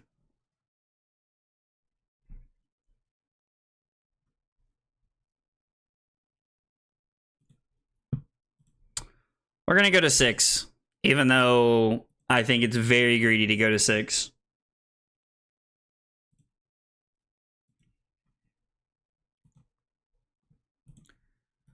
Keeping the burn up and shock is good for multiple angles because they only have AB2. So we get the card off the hit, which is very good for us.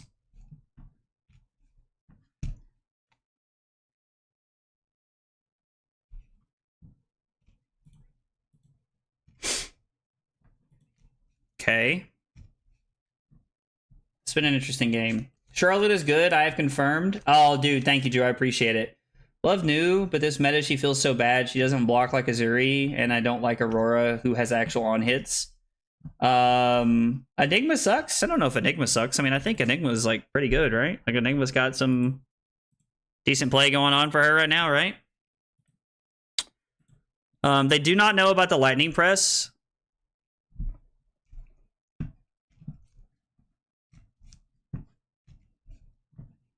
How many fellings of the crown is that, too? So the odds of there being a third one right here feels very unlikely. I feel like blocking with the Stonewall Gauntlet is just incorrect here.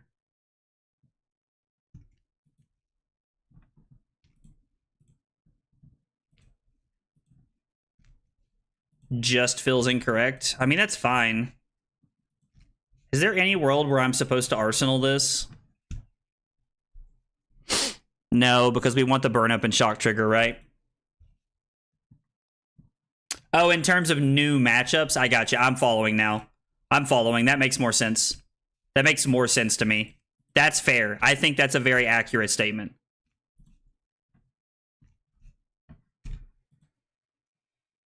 Oh, man. If this was Fry, which is what it was originally, this hand is like immensely better here. So I'm able to go Sizzle 5, throw Snatch. I don't like playing those 3 Auroras. Like, I don't like playing Enigma or Florian is new. So I'm going to be honest, I've actually really been enjoying the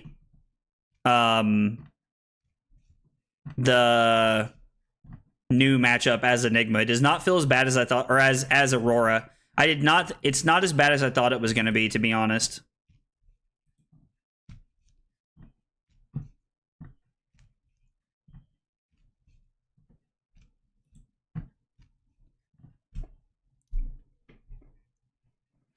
I don't like giving up AB2. I mean, I have the option of blocking Static Shock and Arcanic Shockwave, and then throwing 5 go again into 4. I could also crown this away and look for a better hand.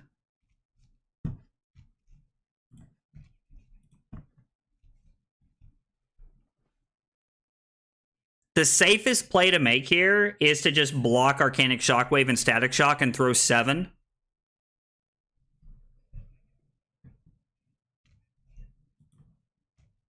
I think I want to be greedy here, if I'm being honest.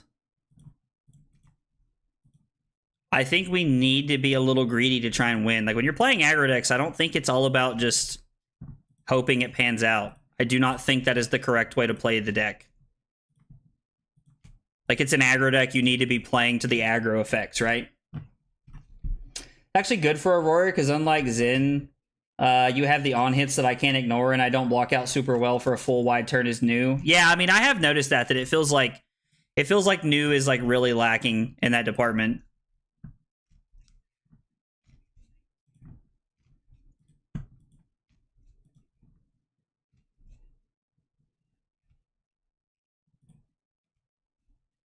Do I want to draw a card? and throw... So I could go Aurora into draw card. Or I'm sorry, Starfall. No, I do not have Go Again. So it is definitely just going to be Go Again, putting this on the bottom into the Static Shock. Because it's the most damage we can do. And Shock Charmers pretty much saves us from dying out of nowhere to the Verdance deck. For the most part. Burn Up and Shock and CLV make that matchup infinitely harder. I mean, yeah, that makes a lot of sense. Like, I have found a lot of value with Burn Up and Shock and CLV. I played against a new earlier who was running 0 AB into me, and I gotta be honest, I just don't think that's wrong. I don't think that's correct.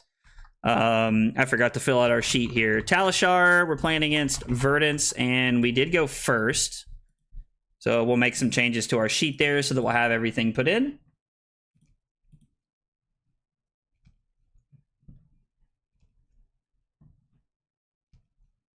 Really been enjoying the new matchup as Vin. Very fun dance. I could see that. That doesn't seem crazy to me to think about.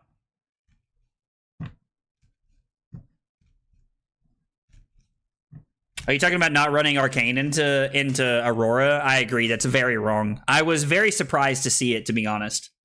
I was very surprised to see it. Defense reaction incoming.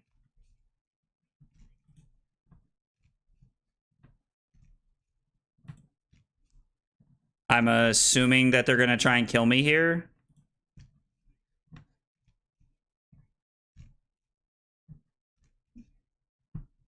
Okay.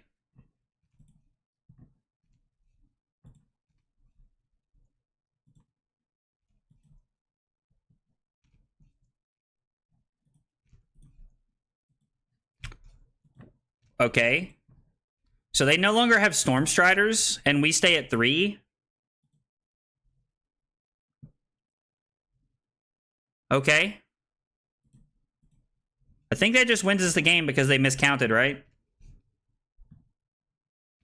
Because they could have blocked with the pulsing Ether Life and the blue they pitched. Like they had the room to be okay there. I don't really know why they went for it, because maybe they don't know what Shock Charmers does. I will see you Sunday. That is still up in the air, Drew. There's a lot of things happening and a lot of discussions being had right now. Part of me worries about being on the road. It feels kind of selfish to be on the interstate right now with all of the, like emergency responders and things like that are like going on. I don't know. It feels kind of selfish, if I'm being honest, to be on the road, but I might just be there, man. Like, I really want to play in ProQuest. I'll probably be in Johnson City the week after. Dude, let's go. I mean, yeah, like, I really want to come this weekend. I just don't know if it's going to pan out or not. I also got to kind of see what the roads look like. But I am hopeful I'm going to be there is the answer. Just accept your win. I mean, I did accept the win. I'm just also like talking about why our opponent's making decisions, because I would like to know what's going on in their brain when they're making decisions. Went for Strider's kill and was short 3 damage. We got there next turn. I mean, I guess the notes on the KO game would be like that we didn't see any CLVs.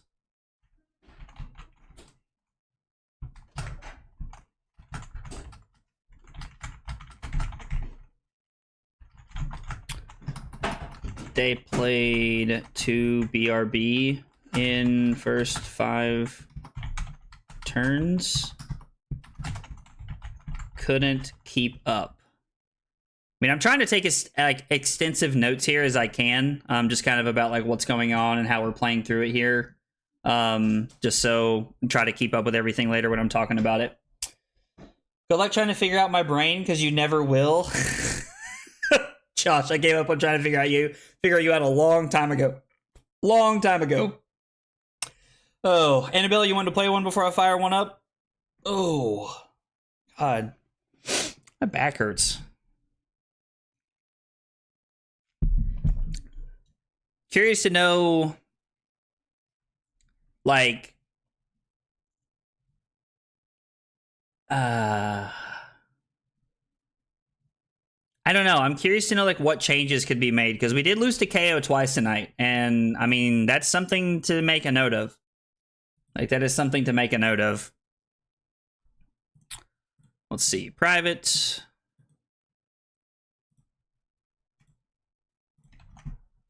All right, just sent you the link so that you'll have it.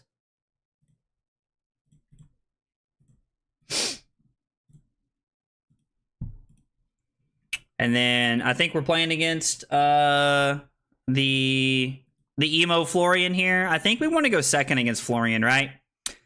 So I think that's best. Good luck if you're still hanging out in the chat, Annabelle. So against Florian, they're like gonna be running 81 into us, and I think we want the face Purgatory here.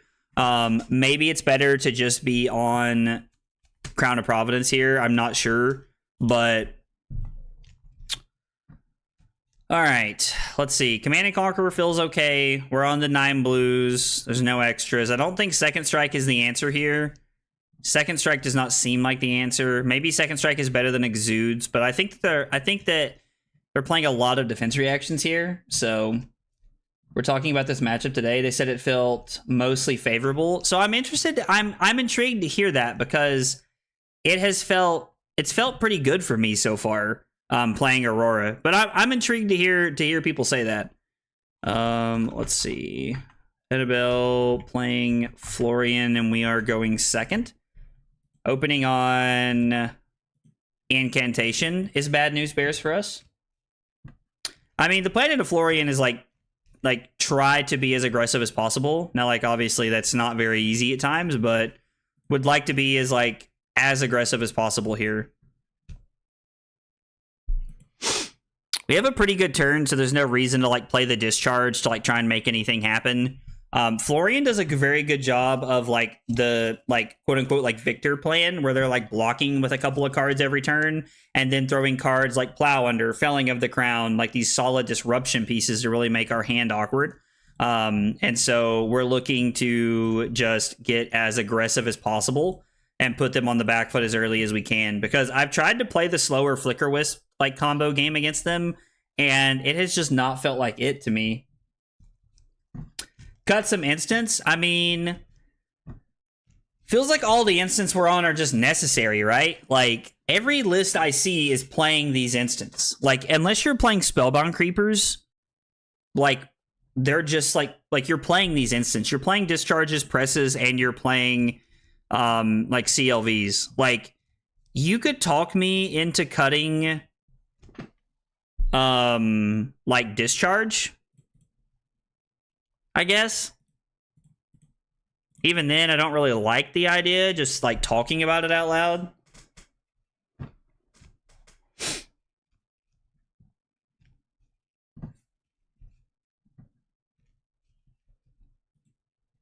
So this hand doesn't really do much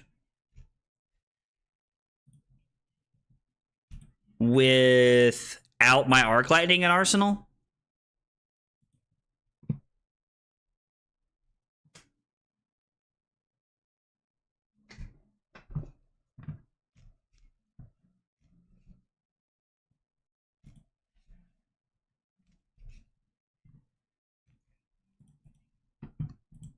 We're just gonna block 7. Feels really bad, but discharge is better than press in my opinion. So they both have their own unique thing, right? I like Lightning Press because it makes Snatch better, Snatch, Static Shock, cards like that. It's also better at just winning the game out of nowhere, which I'm a pretty big fan of. But discharge does have a lot of utility with Starfall and a lot of things like that. So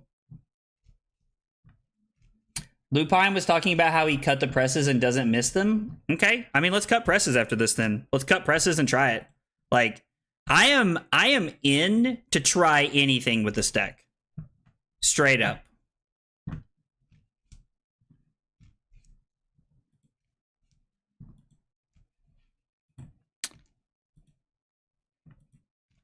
I guess I don't.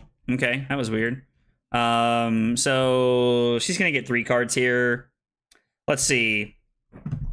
If we put the Shockwave on the bottom, we have the ability to go Arc Lightning, Exude Confidence for 4, go again, Dylan Arcane, and then we can Entwine Lightning, go again, activate Grasp, activate Starfall, and we only take 4, and we're still in a pretty good spot here. My net crapped out for like almost 45 minutes. Dude, you have nothing to apologize for, man. I'm sorry that your internet went out. That's frustrating. Like, it's kind of weird. We live in a time where like internet's not really like a I don't know, like a luxury anymore. Most people can't survive without it in a lot of ways. Like a lot of people can't do their job without it. How's Face Purgatory been so far? I mean, we've had two turns. We've only played it in 2 games. No, we played it in 3 games. 2 of them we got good value out of it by being able to block efficiently, and then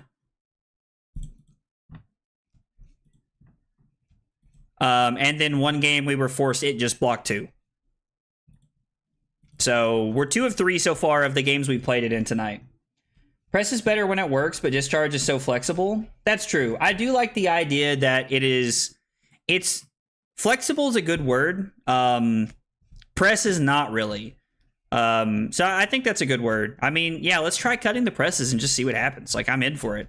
We could always add in Weave Lightnings too. We could add in Fries. Could be pretty spicy.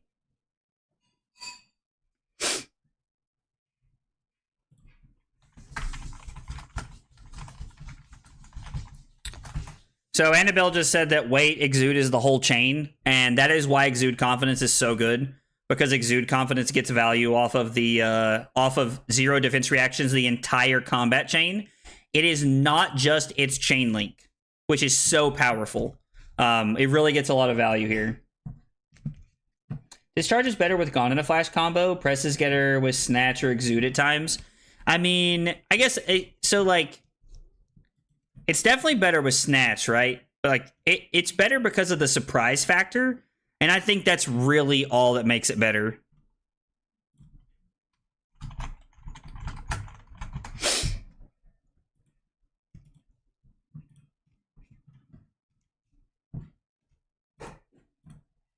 Like, just the surprise factor is what makes it so good.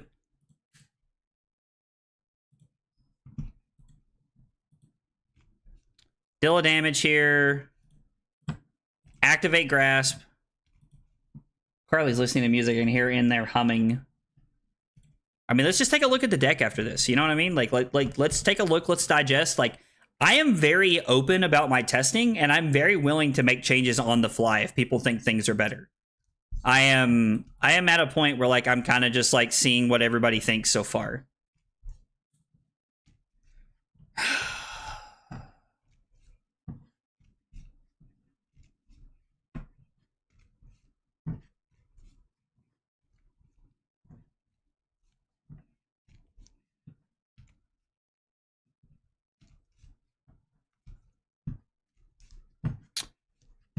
Arc Lightning.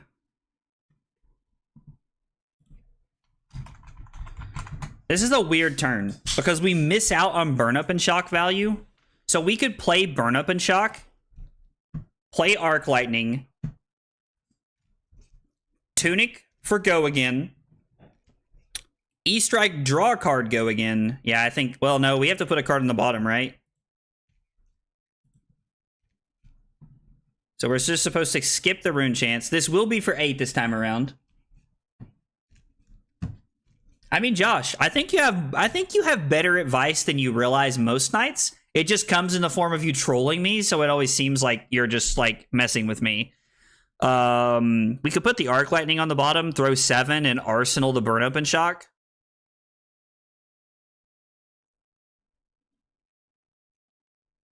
We could also bottom this, take 8, and then from here we can play Sizzle, throw Starfall for 5, and then throw 5 draw card. I like throwing 10 and having because it's 7 or 10 and we have an unknown arsenal, but I think I'm okay with that. We're gonna fall down to 24 here.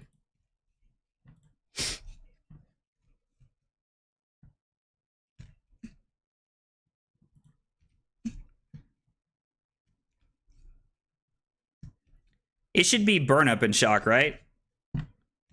To force Annabelle's hand, maybe, over the Sizzle.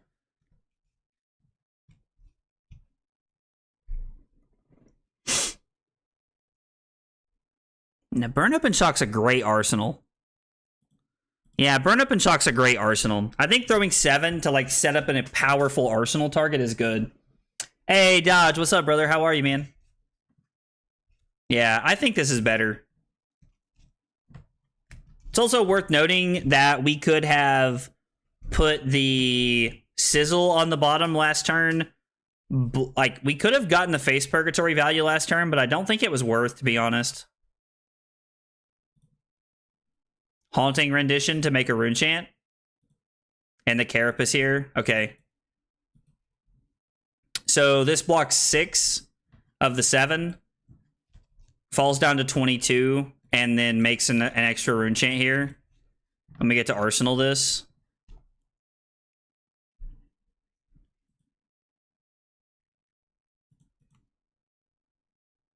Skipping all rune chants is not working today. So we have Burn Up and Shock. Pitch this for Starfall. Flittering Charge. Discharge. Rabble. And we can activate this. We can activate Aurora. Now, we do have to give up the embodiment, which I don't like. But let's just be honest. We're not blocking. We're just, like, we're not blocking with this deck, like, ever. It's also weird. We haven't seen one CLV. We're not drawing Channel Lightning Valleys tonight. And it's showing.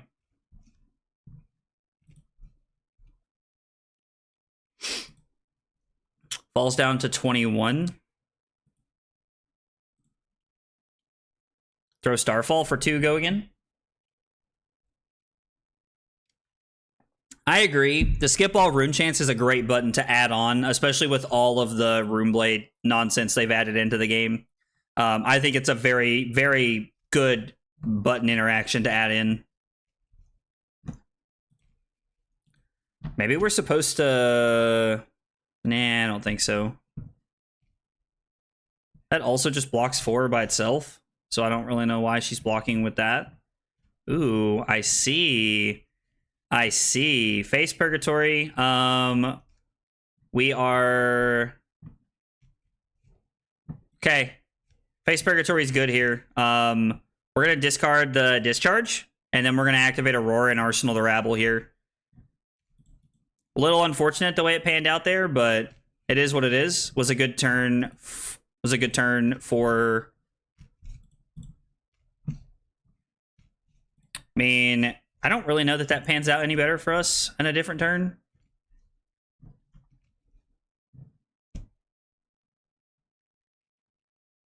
This is going to be 7. Block Entwine Lightning. Block Sizzle. Block Face Purgatory. This hand's just better on offense, though, right? Although it could be Lightning Surge, Rabble into Snatch, which is pretty solid. Right now, our hand is looking like Sizzle, Tunic Starfall, Rabble, Entwine Lightning Fuse. No, we'd have to lead on the Lightning Surge, right? Because it's the only thing that doesn't have Go Again. Yeah, I mean, we can go down to 8 to, like, try and get value here out of our hand and just push a lot of damage, I think. Channel my inner Fi, always say no blocks. So I get to lead here for 4 Go Again.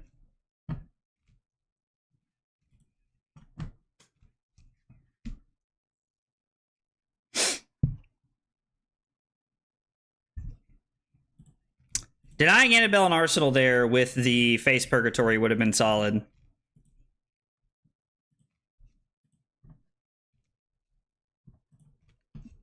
Okay, now we're going to go Entwine Lightning Fuse with the Sizzle.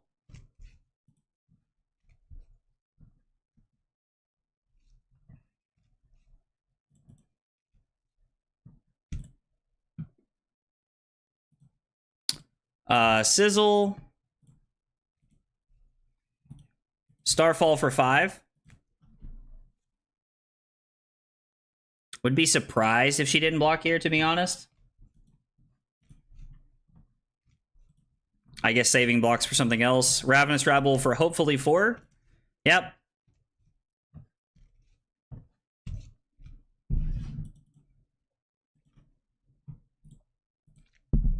And Snatch at the end of the turn. It's like she waited patiently and was rewarded for waiting and playing the turn out there, saving the Germinate. Well, this is a hand if I've ever seen one.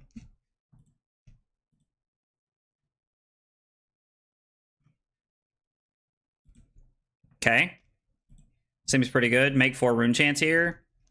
And just kind of passing when we're on a bunch of nothing. Feels so incredibly awkward. Like, I feel like drawing hands like this, pretty slim. Chances that are pretty slim.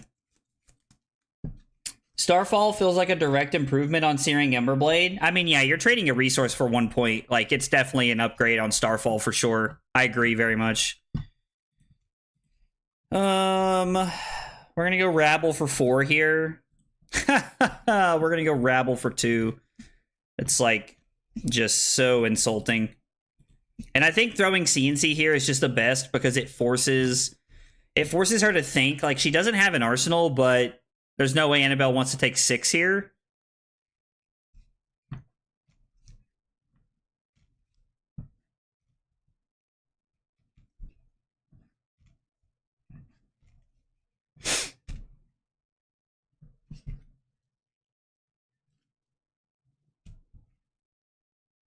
Annabelle's thinking about giving me another card here. I mean, I assume she's just going to give me 2 cards and then just throw Dread Scythe at me. I mean, it's actually an insane amount of value here, right? Because you're able to, like, basically block out my entire turn, minus the Rabble for 2. And then you're able to throw Dread Scythe at me, which is 3 physical, 5 arcane, 1 from the Scythe, 4 from the Rune Chance, and then still Arsenal card, which is really good here.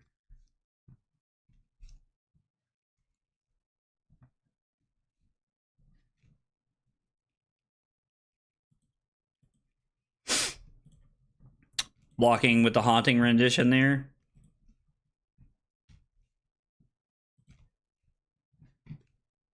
And then we just pass. So it's Gone in a Flash, Blink, Current Funnel, Starfall, Gone in a Flash, Aurora. Actually, we're probably supposed to Arsenal this, right?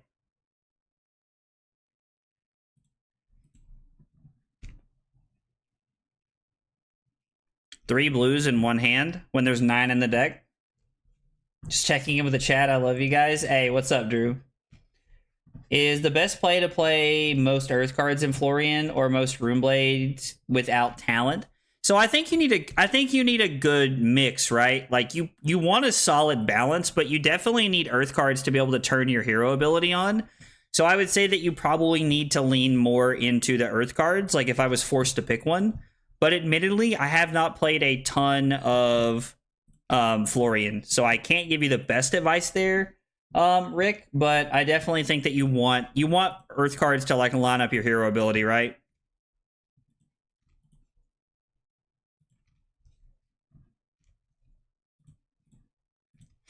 We're going to throw Starfall, activate Aurora, and then we're going to Arsenal.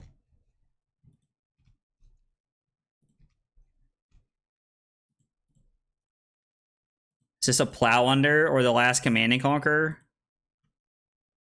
It's the last Felling of the Crown. It feels bad to give this up.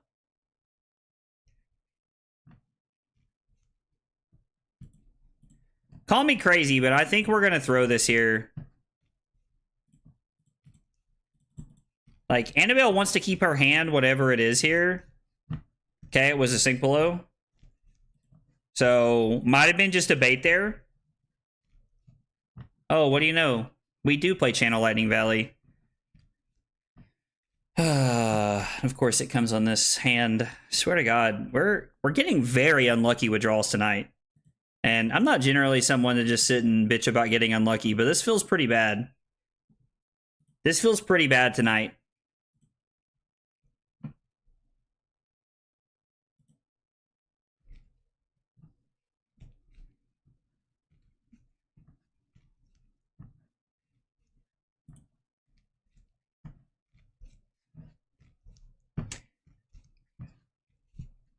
You tend to play Rainbow Autumn's Touch combined with Plow, Felling, and Rootbound as an Earth card. Then a bunch of non-attack action blue 3 blocks. I mean, that would make sense, Vito. I mean, I think we're just blocking 6, right? Actually, are we supposed to block 3? Go down to 3 and try to make a turn happen here?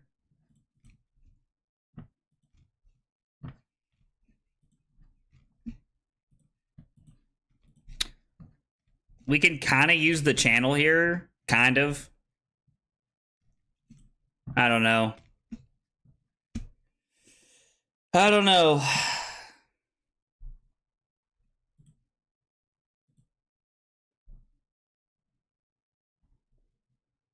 Face and Grasp, then gone into Greaves into Channel to pitch for weapon to stick it. I mean,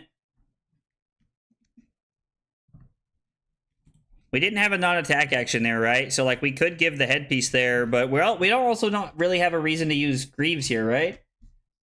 Face and Grasp, then gone into Greaves in the Channel, and pitch for a weapon into Static Shock to be able to keep it around and force hands there. I mean, we do all the way down to 1. I worry about that, to be honest.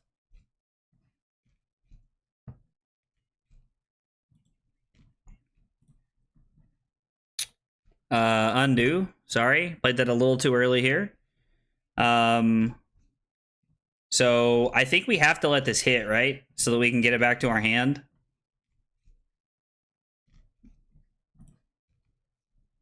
And then we have to return this back to our hand this way.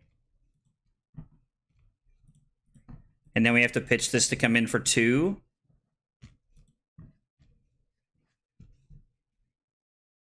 I'm surprised that Annabelle blocked with the chess piece there. I guess not knowing what's coming after it, right? I mean, yeah, keeping the Static Shock would have, like... We would have went down, like, what? So we blocked 4 and went to 3. So if we would have kept a 3 block, we would have went to 2. Yeah, we would have fell down to 1, I guess. And we would have had the ability to throw 11, which would have been pretty good. Although I don't know that it would have mattered a ton this turn with everything. I guess we get 1 more card, right?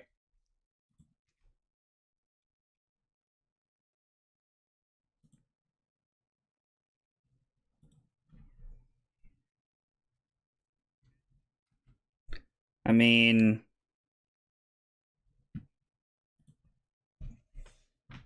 This feels like a good hand for Purgatory.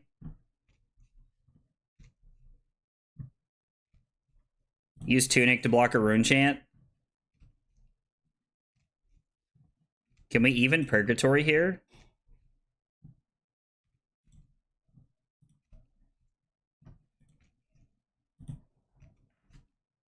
We have to pitch something here, right?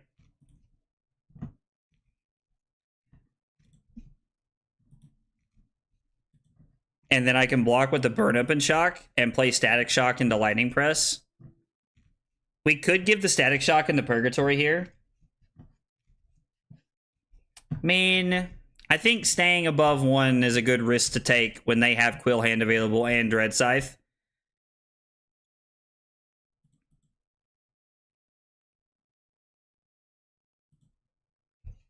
So using Purgatory there would not have worked at all.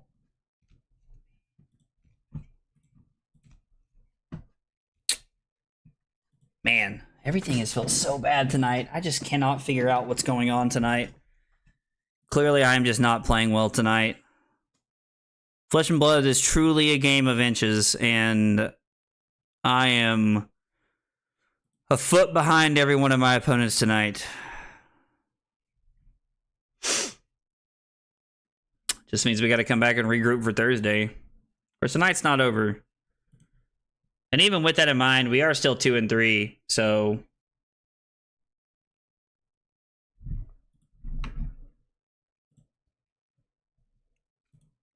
It's also worth noting that Annabelle has no arcane barrier. Arsenal this. Incantation's pretty good.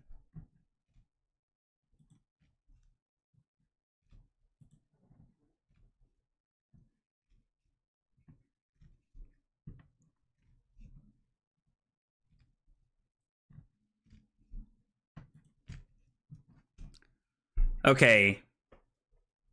Block, E-Strike, and Purgatory go to 1. Activate Grasp, play Channel, throw Starfall for 2 and 1 Arcane, discharge into Static Shock.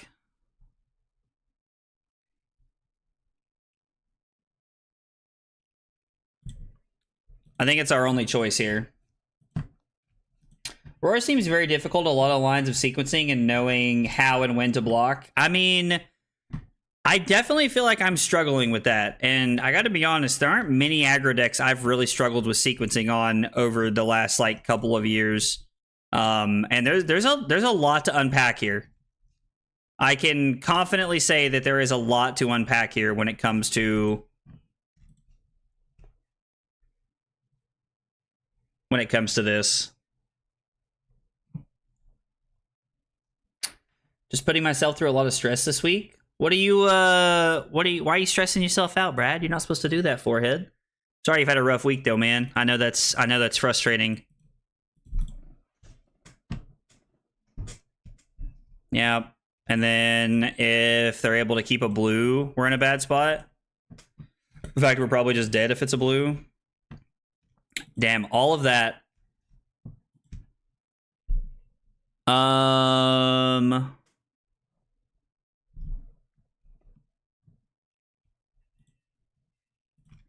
I mean, we do have AB, and we can block this out. And, I mean, all things considered, this hand's not terrible. I really wish this was a 3-block.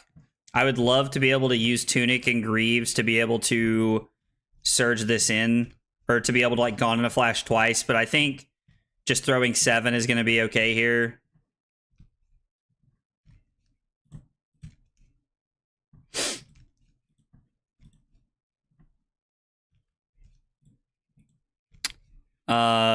Yeah, I mean, we're just doing what we can at this point. It's kind of weird. We are oddly fatiguing our opponent. Although if this is a defense reaction, this feels bad. Channel Lightning Valley for another Lightning Press. I mean, I say we're fatiguing our opponent, like, but we're about to probably lose here. Because we're going to draw a hand that doesn't block at all. God, do you know how much I would love... This would have been a great hand to have had a burn up and shock here. There's just no way to deal damage at instant speed, is there? Actually, wait. No, because we don't have Go Again to do anything with. Because we could activate Greaves and, like, turn into, like, Go Again. Did we really draw 3 instant cards? Did we draw 4 instants in a row? Again? Oh, man.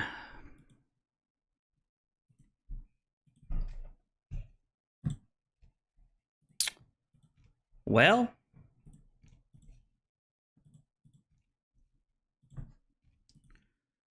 We did find a way to block out all the arcane, but... I'm on day number 5 with no form of nicotine. Ooh, that's tough. I've never tried to quit smoking, but I've never heard good things about it either. So, yeah, we're just dead. It's the second loss that's come down tonight to us literally drawing triple instant hands at the end of the game before I'm back to pitch stack. All right, the list has to be changed. I guess there's just too many instances in the deck. I don't know. That's just too many instances in the deck.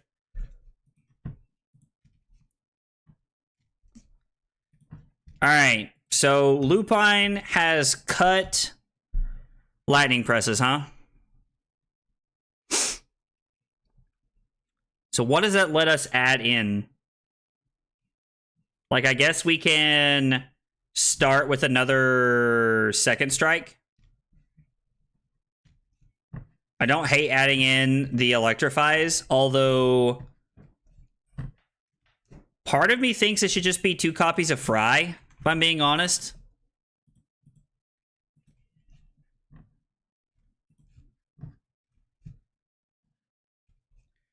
Maybe we cut 1 Command and Conquer and play 3 copies of Fry.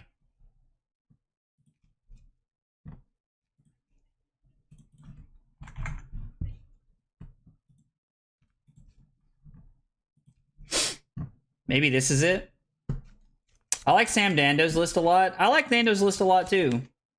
Seems like a 1 cheeky press is good. I mean, like a 1 of press could have a lot of value. I'm really trying to figure out where the instant ratio is, right? Like, where is the instant ratio that we need to, like, be down to? Now, the Fry doesn't solve our no blocking problem, that's for sure. But Fry is better than Sizzle. I do like Fry. It being just a non-conditional starter is very powerful, right? I do like that a lot. Fry is the same as an instant. I mean, it still blocks 0, right? And I hear what you're saying, but, like, we've also had problems with attacks in the deck recently, so I think that adding Fry in, like, kind of solves the attacking problem here. And you have no blues when I have Siren's Call, and I had a blue every time for AB. Yeah, I mean, listen, you won. I don't want to hear it. You won. I don't want to hear it. Oh, burn up the fries. What do you think of my Florian deck? Think I popped the Quill hand too soon? I mean, to be fair, like, I think that it could have been really good right there, right? Like, it could have been very good right there. My mom came into my room saying she's going to borrow a book to read. I just looked back and noticed volume 1 of Berserk is missing. I'm concerned. Oh. I like Cokes a lot. So we just cut... I'm going to be honest, I'm not a fan of Cokes. Cokes is not a card that has impressed me. Like, it's Cokes or Exude Confidence has kind of been that spot, and Exude just feels better. I don't know. Playing 3 copies of Fry just feels like so many, right? How many no blocking cards does that give us? 3, 6, 9, 12, 14, 17. It gives us 17 copies of cards that do not block. Zach doesn't know about Eclipse. When you say Eclipse, are you talking about like the card? Face Purgatory is not an Aurora card. So it's so powerful. Like, why would we not play this card? That's the train of thought I come back to every time I think about this. Why would we not play Face Purgatory? 3, 4, 7, 10, 13, 16, 19, 22, 25, 28, 31, 34, 37. So we're in 37 attacks right now, which means if I cut a Fry and a Command and Conquer and I added in 2 copies of Weave Lightning,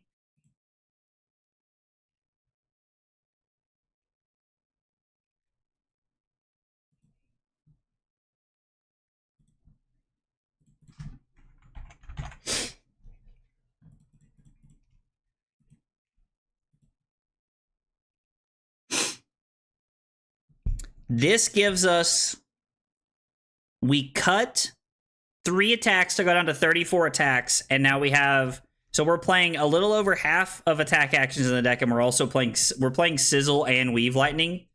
I've come around to the fact that I like Sizzle better than I like Weave Lightning, but I also like that Weave Lightning is just a good non-attack action here. Significantly worse Brute Headpiece, because they do get to pick what they discard. I mean, the fact that they get to pick discard is good, right? Ignore Disruption, praise aggro. Crown is so good to cycle, an almost incredible hand. So we have Crown in the list, and I'm trying to get a feel for how I feel about Face Purgatory. When I started the day out, I would have told you that Face Purgatory just belonged in the list. And there were 2 lists at top 8 at Battlehardened Sydney, both playing Face Purgatory. So it just feels wrong to not be playing it, but I don't know where we're supposed to be. I don't want to be on Lightning Press. I don't want to be on Lightning Press. Like, we were just playing Lightning Press, and I cut it specifically because of how awkward it felt. Lightning Press is not a starter and leaves us vulnerable to certain situations. Technically, this plays around the weakest link too because it has a blocking value.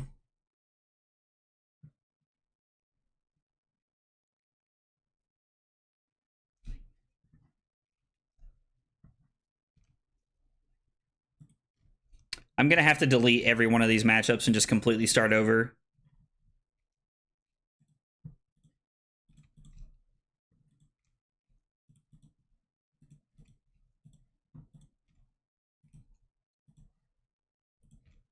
Oh, I'm changing the deck so many times that like I went through and I've updated the matchups a couple of times, but like it just feels like I'm having to I'm changing the deck so often that I don't want there to be any matchups in here because someone might sit down and play my list and be like, oh, like this is what he's doing into this matchup, and then like it's just completely wrong.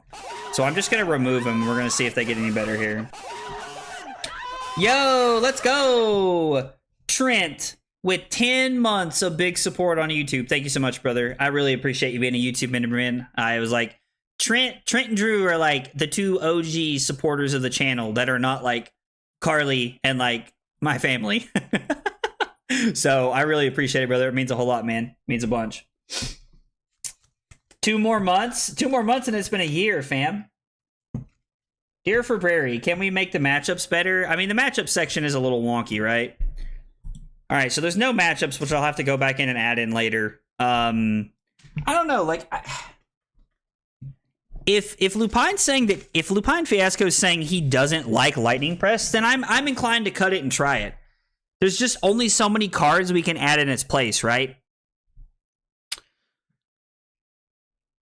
I kind of want to try it like this and see how it feels. I don't know. I want to try it like this. We lost playing against Florian. Close game.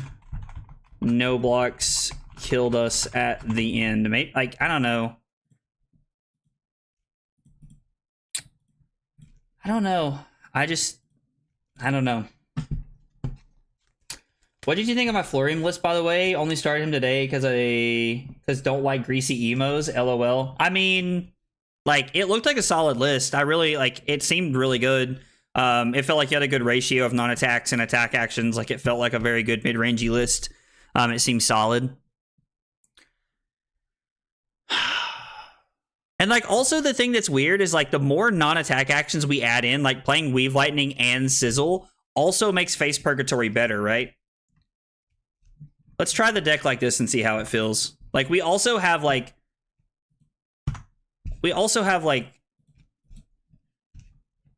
multiple days before ProQuest season to tweak this. And I'm going to be streaming this on Thursday. As well. Okay, so we have AB. We want Face Purgatory. We want Carapace to block on-hit effects here. He seems way better than Verdance. I can see that. I still think Lightning Press is a boss card, especially with CLV or ending games. I mean, it is a good card. I'm definitely not denying that. We're going to add in Warmongers. We're going to add in Vaporize. And so we're going second. Which means, do I want to cut one of my blues to add in Warmongers? I think we can cut Second Strike, right? Like, Second Strike is just one of the worst cards here. Like, actually, we can cut some of the non-attack actions, right? Like, we can cut Weave Lightning because we're bringing in Warmongers, and then we need to cut 2 cards for Vaporize. Keep our ratios the same. Let's try this. Let's try this and see how it feels. Why are we adding Vaporize? Because we have the ability to destroy Rune Chants, and a lot of times Viscerai ends on a Rune Chant.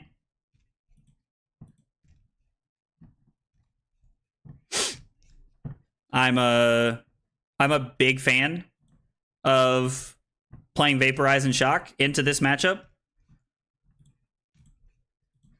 So we get to play the Discharge here to get this going in, and then we get to throw Rabble, and then play Warmongers to end the turn, which is a very solid place to be at, to be honest. We could also just like play Discharge and throw Rabble for 7, Arsenal Flaring Charge. Although I don't think that's correct.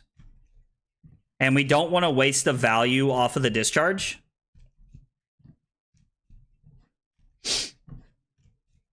Wise man once said a 2-block might as well be a no block. I think I like the sentiment there, but I don't know how I feel about the practice there. What is this RZR? I kind of like that art. That's kind of cool. I've always wanted to figure out how to get sleeve backs, right? Like I would like to have like Agroblaze sleeve backs for like sleeves for Talishar, but I don't. I know that you do it through like them having a Patreon, but I don't really know how or what it is. Yeah, Well Grounded is insane. Oh, I missed a big hydrate from Slip. Sorry, buddy. I got you, fam. I haven't got water ready to go right here.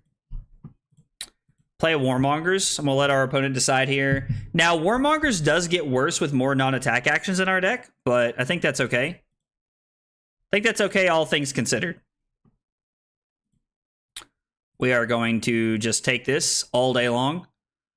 We're going to plan on arsenaling the Sizzle here. We're just going to fall down to 33 at this point. I do need to set this up in my...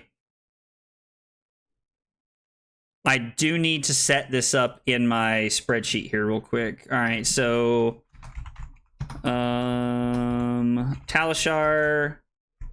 Viserai, we went second, which is what I would have picked anyway. We want to deny them setup when we can, but I still think it's correct to go first here. We're going to play Entwine Lightning, fuse with Gone in a Flash. They're probably going to say no blocks here, to be honest. Ask Ethan, he can help. Okay, cool. I'll reach out to Mansant and see what he says. Big hydrate for Slip here.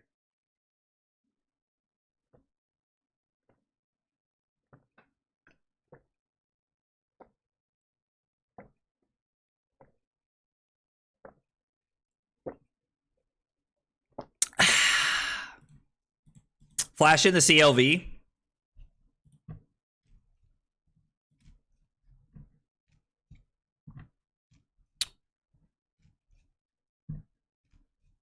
I want to Arsenal this, to be honest. This could also just be really good for next turn.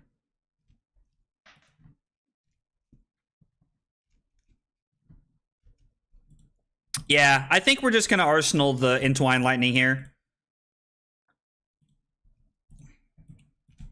Arsenaling Gone in a Flash has the highest upside, but we do not have an embodiment, and I would rather have a guaranteed go again card for next turn. And rewarded for our decision here. 100% rewarded for our decision. That is a lot of cards. Man, they got to add all 3 attacks to their hand. Wow. Amplify, and Rune Flash. I mean, yeah, that's unfortunate. We also do have the ability to use Purgatory here, if we want to.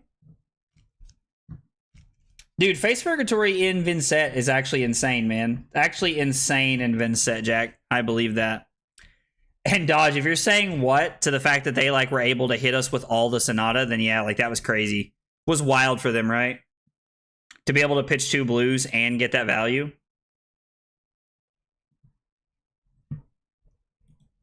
Oh, them playing the Runic Reckoning just lines up so well with what we want to do next turn. Malefic Incantation's looking pretty good. We're going to skip all the Rune Chants here. Although we're not really skipping anything, it appears. Yep, so they make 3 Rune Chants on the back end. And then... we're just blocking with Shockwave, right?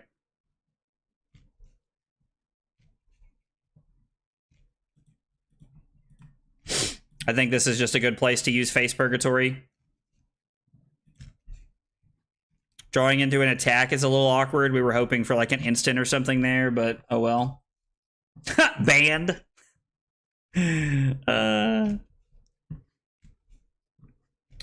So their turn's probably just going to be to throw Reaping Blade at us. We know that they have another Amplify the Arknight. No, I take that back. They're just going to throw Arknight at us, right? I mean, it's just 4 and 3 rune chance. It's just the thing that makes the most sense. We get to skip all the rune chance and fall down to 24 here. And then this is going to be for 4. We're going to block with Static Shock.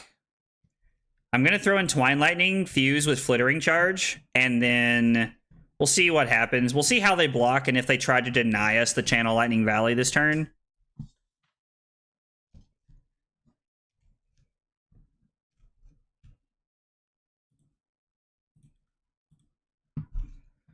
All right, so we get to start with 4 go again. Face Purgatory was looking pretty good that turn there. So happy they banned Kraken and LL. Honestly, me too, Max. I think that's a super positive change for the game. Makes me way more excited about going to Columbus in like what, a couple months now? Like a month and a half is when it starts. So yeah, I'm very excited about the fact that they made that change as well. I think that was a very positive one for the game. Crown of Providence. So the cool thing about this is that if we throw Flittering Charge here, our opponent either assumes that we have a card we want to arsenal, or they're assuming that we have an Electromagnetic Somersault, because Somersault would let us get this back and throw it again here, which would then give us the ability to try and arsenal a powerful card. I wanted to play it once. Americans get all the fun. I'm sorry. I'm sorry. Can I play this now and give this go again? Does it work that way?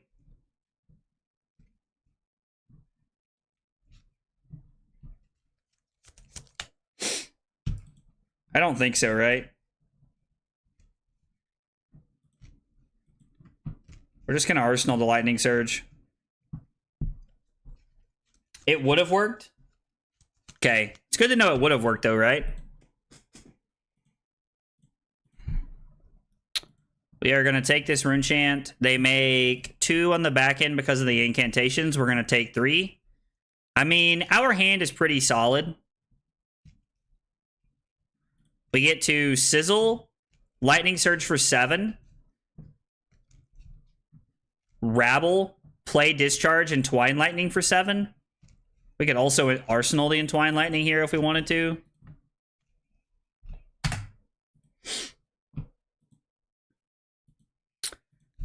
I'm going to take 4 here just in case they have like an on-hit effect coming in. Because we have a pretty good hand next turn, right? Also, we could just leave the Lightning Surge there if we wanted to in our arsenal. Okay, so it does give go again. I knew that like it's applied in the like resolution step, or I guess in the link step, I guess is more accurate to Dude Light's point, but I don't know. Like sometimes I'm a little unsure of how those things work out sometimes. Was this going to be Deadwood Dirge? Discard an attack to go... No, to go get an attack?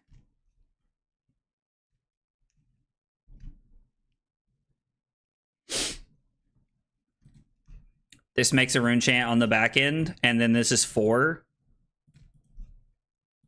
I think I'm just going to block this just to block.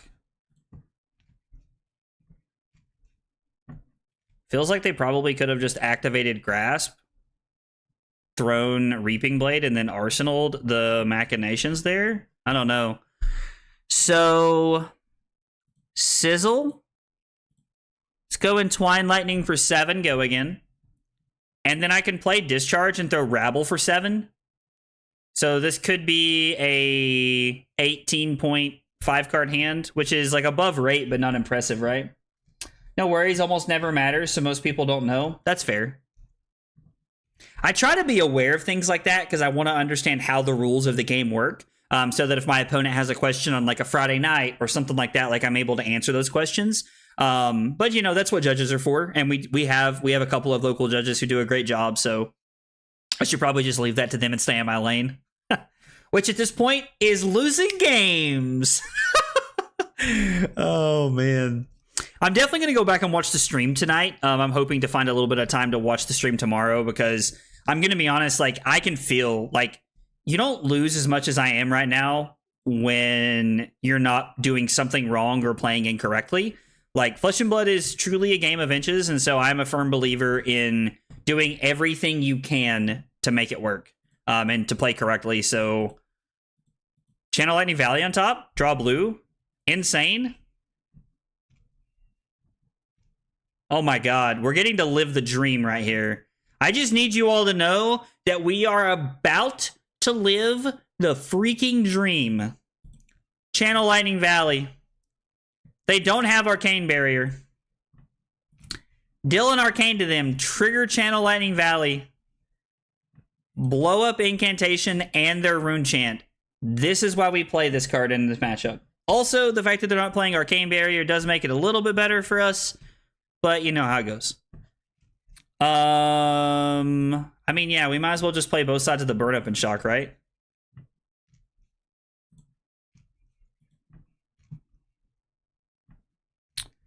And then it is Starfall. Burn Up and Shock effect. Interesting.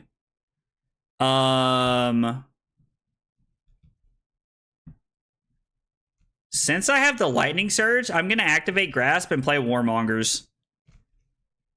Having Warmongers just feels so good right here. And honestly, having the Warmongers probably wins us this game. Like, I don't know if it actually just ends the game here, but it is definitely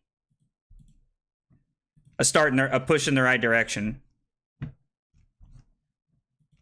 right, they're going to set up Heckin' Rune Chants. Heckin' Rune Chants here. Yeah, them keeping their whole hand, like they get to do things and they get to set up here with Rune Chants, but this feels like a positive step for us right here as far as everything's concerned. Guys, appreciate y'all being here and hanging out tonight. It means a lot you guys chilling with me on a Tuesday night. A lot of things y'all could be doing on a Tuesday, so I appreciate it. Lightning Surge. Yeah, no, we're not going to play anything. There's no reason to. We are under the War text, which is relevant, but we get to Lightning Surge. That draws us into a card. Oh, boy.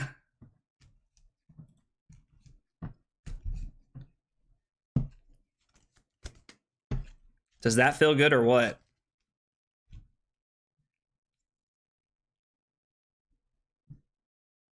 I guess we can somersault this back.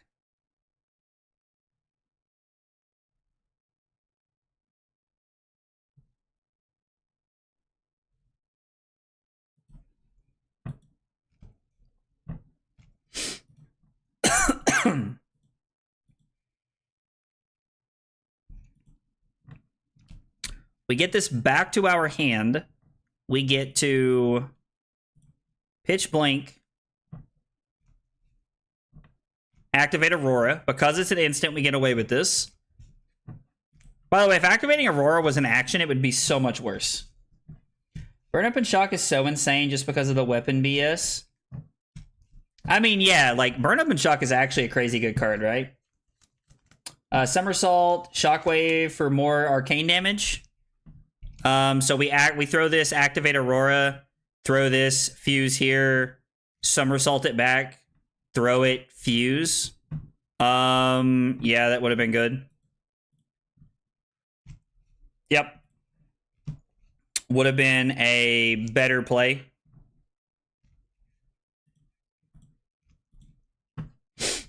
I agree. Would have been a better play. Yep. Good catch, Brad. And things like that are why we're not winning tonight. I think you grasp too often and not embodiment of lightning enough. Why not? Yeah. So I definitely should have somersaulted the shockwave there. It just makes more sense. Like, things like that are exactly what I'm talking about. Like, things like that are exactly why I'm losing tonight.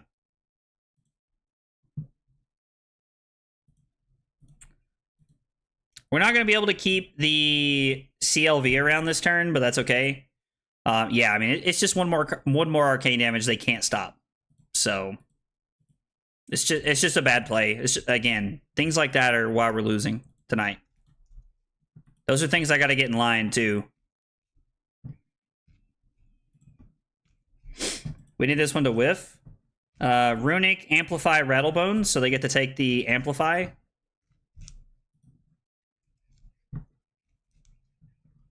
They're just dead to the Arcane next turn. We literally just have to stay alive. I mean, we might as well, right? This blocks 2, and it's better to keep it in the deck, technically. Actually, they're just dead now, right? I just realized this. I'm a schmuck. I just realized they were dead in the middle of the turn. Things like that. Like, I should have been able to recognize that they weren't on AB, and that we could have won the game at instant speed right there, and it all dawned on me at one time. Oh boy. Oh boy. When Warmongers did work, opponent did not have AB. Alright. So that makes us 3 and 4 on the night. The deck definitely felt a little bit cleaner right there. Like, the deck felt a little bit cleaner right there looking at everything. Yeah, like the deck felt better after we made some changes there. Alright. Playing against Max. Probably a face Purgatory deck. Carapace to block out, I assume. Warmongers, probably not. Vaporize. These aren't auras, are they?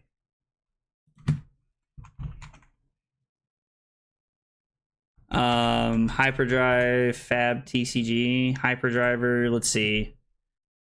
Pretty sure they're items, right? Yep, they are items. I was like, it would be very off par if they were... It would be very, very off par if they were auras. Felt super clunky that match and disrespected the AB. No, it was a good game, man. I enjoyed the match for sure. I was... The Warmongers diplomacies felt really good that game for me. They felt really good that match. Exude, probably not. I mean, we probably just want to just run it, right? Like, we just want the pressure. Seems good. We'll just run this and see what we can come up with here. But yeah, it was a good game, man. I enjoyed it. Got to root for the Max player. Listen, James, I understand. I'm not... it's not my first rodeo. We have 4 cards that literally don't block. Hilarious. Classic.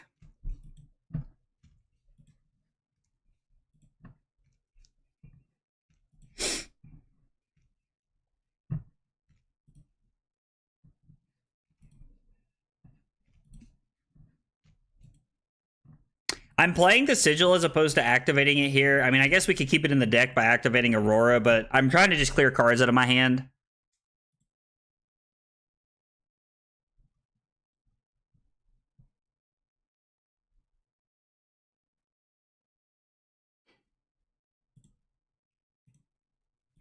Let's play both sides of this and see how they react here. Classic Acilio turn 0 hand. That's right. Honestly, don't feel like they bother me much. Was able to swing 6 with a subpar hand and create 5 rune chance on another bad hand. I mean, that's fair. Like, that's a good way to, like, that's a really good way to look at it. Makes a lot of sense.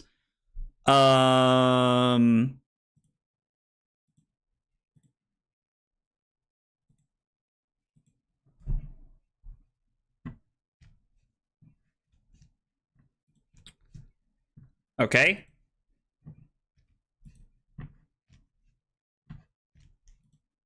They're taking all the damage here? Taking the burn up and shock effect as well? Interesting. Pitching a high octane is like super spicy, right? So we can go current funnel into Fry, Arsenal to Blink. I also have the option of throwing the current funnel, making an embodiment, and then arsenaling the Fry. I would like to arsenal a card here, right? Like, it feels correct to arsenal a card.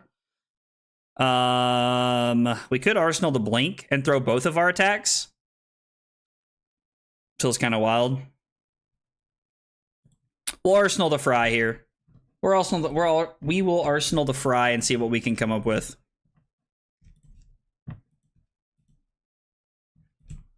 Pretty lackluster hand to start off with, but I think that's okay. Opening up with the Channel Lightning Valley on turn 0 was pretty solid. Ooh, they're running Supercell. Or no, not that. I'm thinking of Crankshafter. No, not the Gym. I'm thinking of the Gym is what I'm thinking of. I could just make them discard a card. Like, we could just block Burn Up and Shock, Flittering Charge. Like, I don't know. We have some options here, right? I don't really think I want to do that this early on, though. I think we'll decide not to. Yeah, CLV being able to be covered by one card does feel bad. I do agree with you there. That is where Fry does feel really weird, very awkward. It does set us up for a lot of consistency, though. I don't know. Still working through all the options that I like here with this deck. There's just so many different ways you can build this deck. Max, crank, and then bank. I mean, I kind of want to block here, right? Probably not. We go to 28 and we get to have a very explosive hand.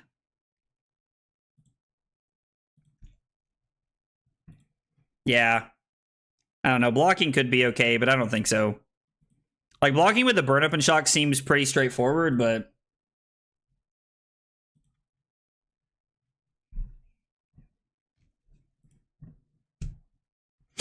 Clicked on the wrong card. I am still having a stroke. Jesus Christ. Channel Lightning Valley. Good God, Zach.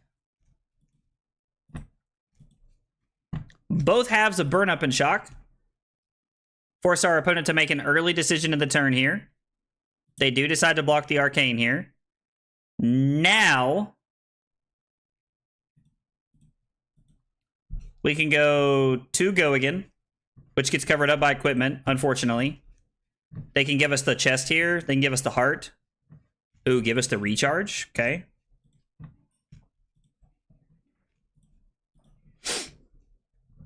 I mean, we're pushing on hit draw 2 cards here with anything we do. So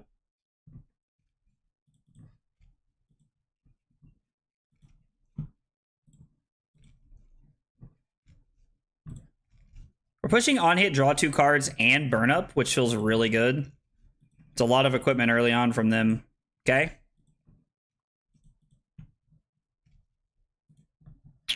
We keep one of the channels around.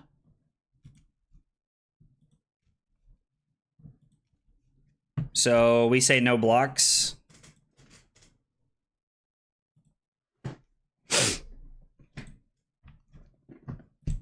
Fall down to 24. And then they're gonna activate Max and just pass here. Okay. See, if that were Lightning Press, it was before. Oh, I see, the draw 2 cards. I mean, sure, it would have been really good there. It would have been great there. I agree. That would have been solid.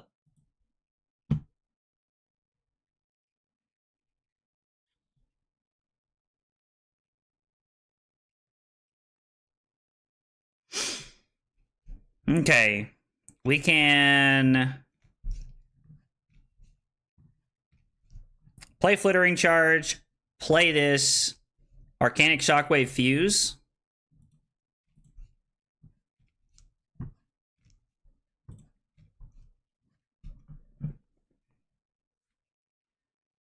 When I change one card for one, I just like to think about which one was better in what moment. No, and that's a great way to think about it. And I 100% agree with, like, that's a very positive assessment of how to look at everything as a whole. We changed so many cards that I'm, like, kind of struggling with, like, oh, this was this or this was that or blah, blah, blah. You know what? Like, I don't know. Like, I feel like I'm kind of, like, on the fence about that a little bit because we changed so many different cards and, like, it just had, like, the deck has a completely different vibe now. Like, the more we play with it, the more I don't like Purgatory, but it just feels too good to not be playing.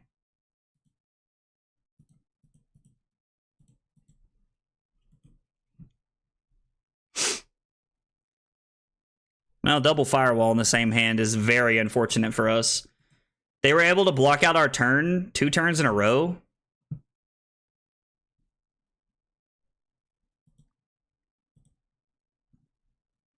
Okay.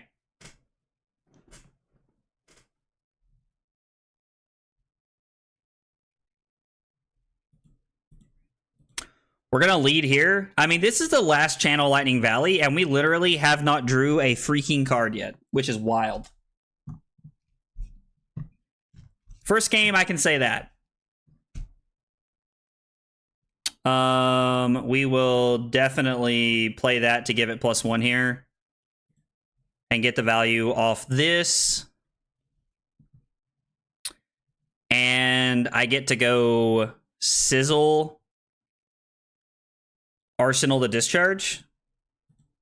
Discharge is just better, right? We're not going to fuse. And this is 7 go again, but it doesn't really matter. We've already hit, and we've already got the effect we want. Now, the fact that they're keeping their hand is a little scary here. They've drawn all 3 firewalls in 5 turns.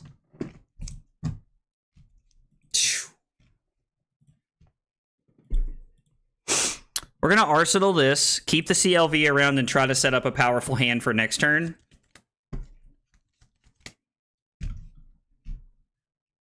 This hand feels pretty good. Oh, Trent, you kill me, bro. You kill me, man. I love it. I absolutely love it, fam. That's not good. That is bad news bears. I think our hand is just too good not to keep.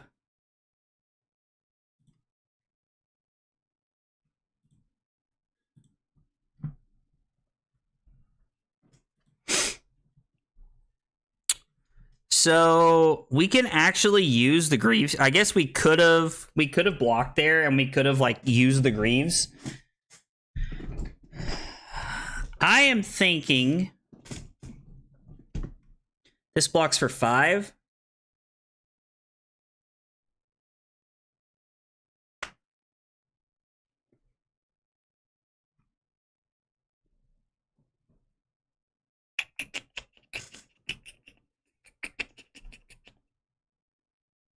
Arc Lightning, Discharge, Snatch for 7. But even then, like, it's probably not going to hit.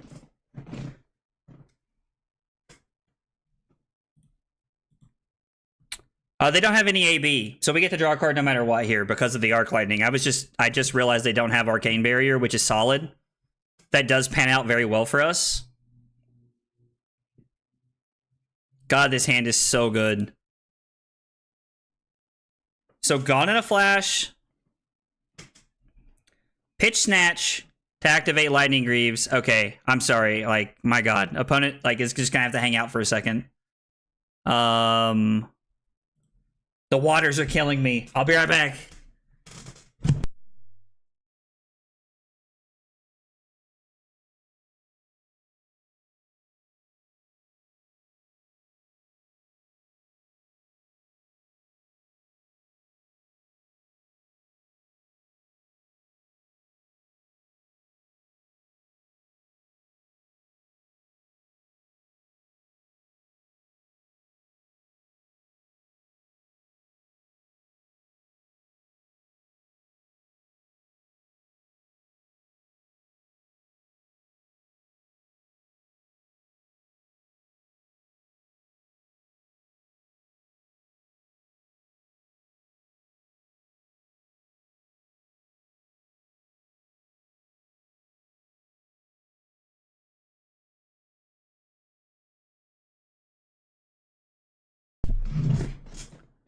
Okay. So we can pitch Snatch to activate Greaves. Gone in a Flash, Discharge. Yeah, I think the Gone in a Flash plays are just too good here. It's just so much value that we get off of breaking the Greaves. And it works with the Somersault too, right? Like, it's just insane.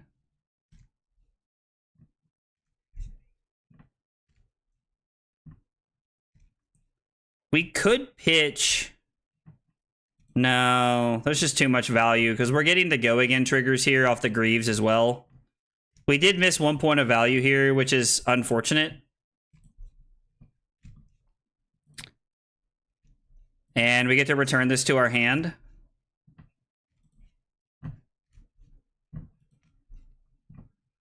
This has Go Again, so they take an arcane damage. That had go again. They take an arcane damage. Gone in a flash for 7. Like, this is the combo turn we want to set up. Dude, I can't help it, man. Like, I just sometimes, man, just have to go to the bathroom. It just happens to come in the middle of the stream. Discharge. Return Gone in a flash. It does have go again. Gone in a flash. For 7 one more time, which is insane. So we were literally able to go 4, 7, 7, 4. So this was a 5-card 22 plus the arc lightning effects.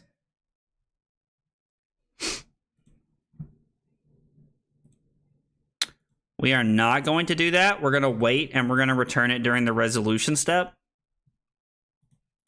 Go again triggers to deal a damage to them. And we might as well throw this for 4. There's no world where we're keeping the Starfall around, so... Oh, Trent's message was held for review. Oh, that's funny. That's hilarious. I love that it does that sometimes. Like, censors people. It's so funny. YouTube trying to look out for me. It was a really good turn, but the fact that we had 2 turns of not hitting... I kind of like this hand. Like, this is a very good hand to block Weave Lightning.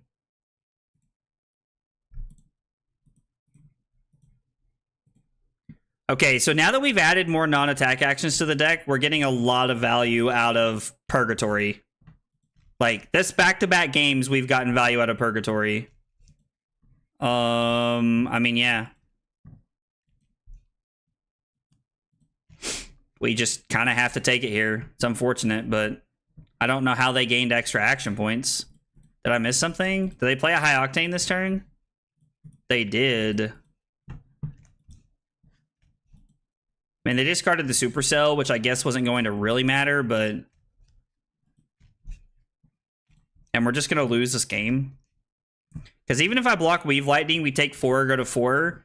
And then if I draw a 3 block, we can stay alive next turn. But we're able to throw 7 this way. Man.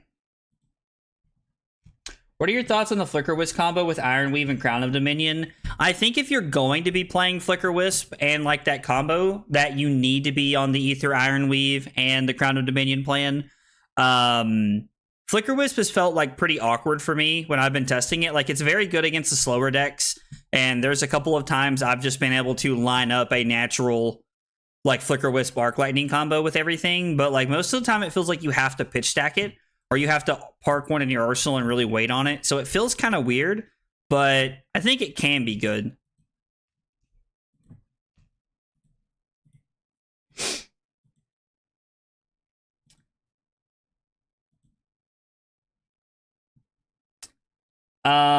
Keeping the Snatch there, it's just one less point that way, right? But I guess it's like potential on-hit card draw is the upside we're looking at. Yeah, I mean, we're just not going to be able to win this game. Max is just going to get us.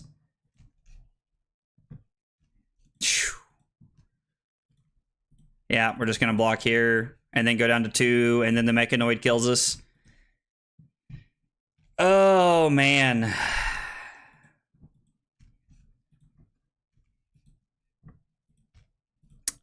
Yeah, I don't know. Tonight has not went the way I wanted it to. Tonight has not felt good. 3 and 5 on the night has felt very awkward. We're going to throw this one in the spreadsheet here so that we can see it. Let's see. Talishar. Max, we went second. We lost 2. CLVs did not trigger due to block out, flipped mech, and 1. I mean, I feel like that's kind of like notes there on what happened, but man, I really, like, something is just not clicking for me with this deck, and I cannot figure it out what it is. Oh, at least I gave you a quick moment of joy. That's funny. Thanks, Hank. I appreciate it, man. That's hilarious. Way off the bed, set up way too late as it is. Enjoy the rest of your stream. Thanks, Dave. I appreciate it, brother. I'm not really sure where I'm going wrong. I'm not sure what mistakes I'm making. I'm not sure what's happening right now, if you want the truth. I think I need to take like a small mental reset tonight. I mean, it's about 10 o'clock. It's about when we wrap up the stream anyway. But I think when you're playing an aggro deck, is it can be good really good enough? I mean, that's a really fair question. That is a really fair question. Could you explain your thoughts about the sideboard? Yeah, so we want Warmonger's Diplomacy for matchups like Viserai. Vincett's a good one to have it against. We also like it against Azalea. It does serve as having an extra blue if we need it to in certain matchups. What's it called? I can't remember off the top of my head what I'm thinking of right now. Oh, the Vaporizing Shock, the Vaporizing Shock is very good into other Rune Blades. It does a great job at like getting the auras that are pretty important. It can be very good against Enigma. It does have some play into Enigma. It can get a lot of value there. I can't remember. I gotta pull it up and look real quick while we're sitting here. Sorry, just while we're sitting here, let's pull it up and talk about it. The other sideboard cards in the deck are the Sigil of Suffering. We want those for matchups when we're trying to race. I like putting Sigil of Suffering in the deck against aggro matchups when I'm forced to go first, because I think it gives me an out to being able to block something if I need to. But when I'm going second, I like to run my main deck 60. And the Exude Confidence is very good into decks that likes to play defense reactions against you. Florian, Verdant. Trying to think of something else that would play a lot of defense reactions off the top of my head. I also really like it in a Kano. I didn't think about that until Dando pointed it out, but it's very good in a Kano because it kind of forces your opponent to say, hey, you have to go off here, or you're not going to go off at all this turn. So I do really like the Exude Confidence has been the card that has stood out to me the most in my sideboard. That and Vaporize and Shock have felt really good. Those are the cards that feel really clean in the sideboard right now. I'm still working on the deck, and there's probably a lot of changes to come. We may go back to the Flicker Wisp combo. I'm not sure. Honestly, I'm not sure. We might go back to the Flicker Wisp combo. Sigil of Suffering feels really good, but it also feels really awkward at times. I don't know. Like, Sigil of Suffering with CLV is insane, but when you don't have it, it's just a worse sink below, right? I mean, I guess it's technically a 0 for 5, which is cool, theoretically, but sink below is probably just better served in most matchups. So I don't know. You think they will release like a body Purgatory or a hand Purgatory? That would be interesting. That would be really interesting to see something like that. I don't know if they'll go that route or not. Would be kind of cool to see, though. The other thing that we really tested tonight a lot was Face Purgatory. Face Purgatory, like, there were so many times when Face Purgatory was really good, and it got good cards, and it forced our opponent to make decisions that were suboptimal for them, I think. But Face Purgatory also just kind of felt mediocre, and it forced us to block with cards we didn't want to block with a lot to really get the value effect. So I may be on cutting that card and just strictly playing Crown of Providence. Sam Dando was a big fan of Balance of Justice, and I think that would be good into KO and probably help out a lot, so we might look at doing something like that. I don't know. Changes to come. Working on the deck. We're changing all kinds of things around. Guys, I really appreciate... Huh? Yikes, I wasn't doing this yet? You weren't doing what yet? I just want to make sure. Yo, let's go. Shep, I appreciate the follow, man. I think of it like Face Adversity. If they do that, would be cool. That could be cool. If you said it, Lightning Sizzle serves the same purpose. Serves the same purpose as what? Fry is really bad. Why you decided to use it on Fry? I added it because it's just an attack action, and I was worried about the number of attack actions in the deck. And we're already playing Sizzle, but I'm debating cutting Fry as it is anyway. It is. Oh no, you're good, man. You're good, man. Dude, no worries, Shep. No worries, man. But yeah, I don't know. I'm working on the deck. We're changing a lot of things. We're going to keep working on it. We're going to be streaming it Thursday. I'm going to make some changes. I'm going to work on it tonight. I'm going to work on it tomorrow. And then we are going to grind it out on Thursday, and then there's a potential ProQuest on Sunday that I might be able to go to. Yo, Hank, let's go. Thank you for the follow on Twitch, brother. Appreciate it, man. It means a whole lot. Appreciate you guys following and hanging out tonight. Had a good time chilling with everybody. Hope you guys have a wonderful evening, and I will see you guys on Thursday. Take it easy, guys.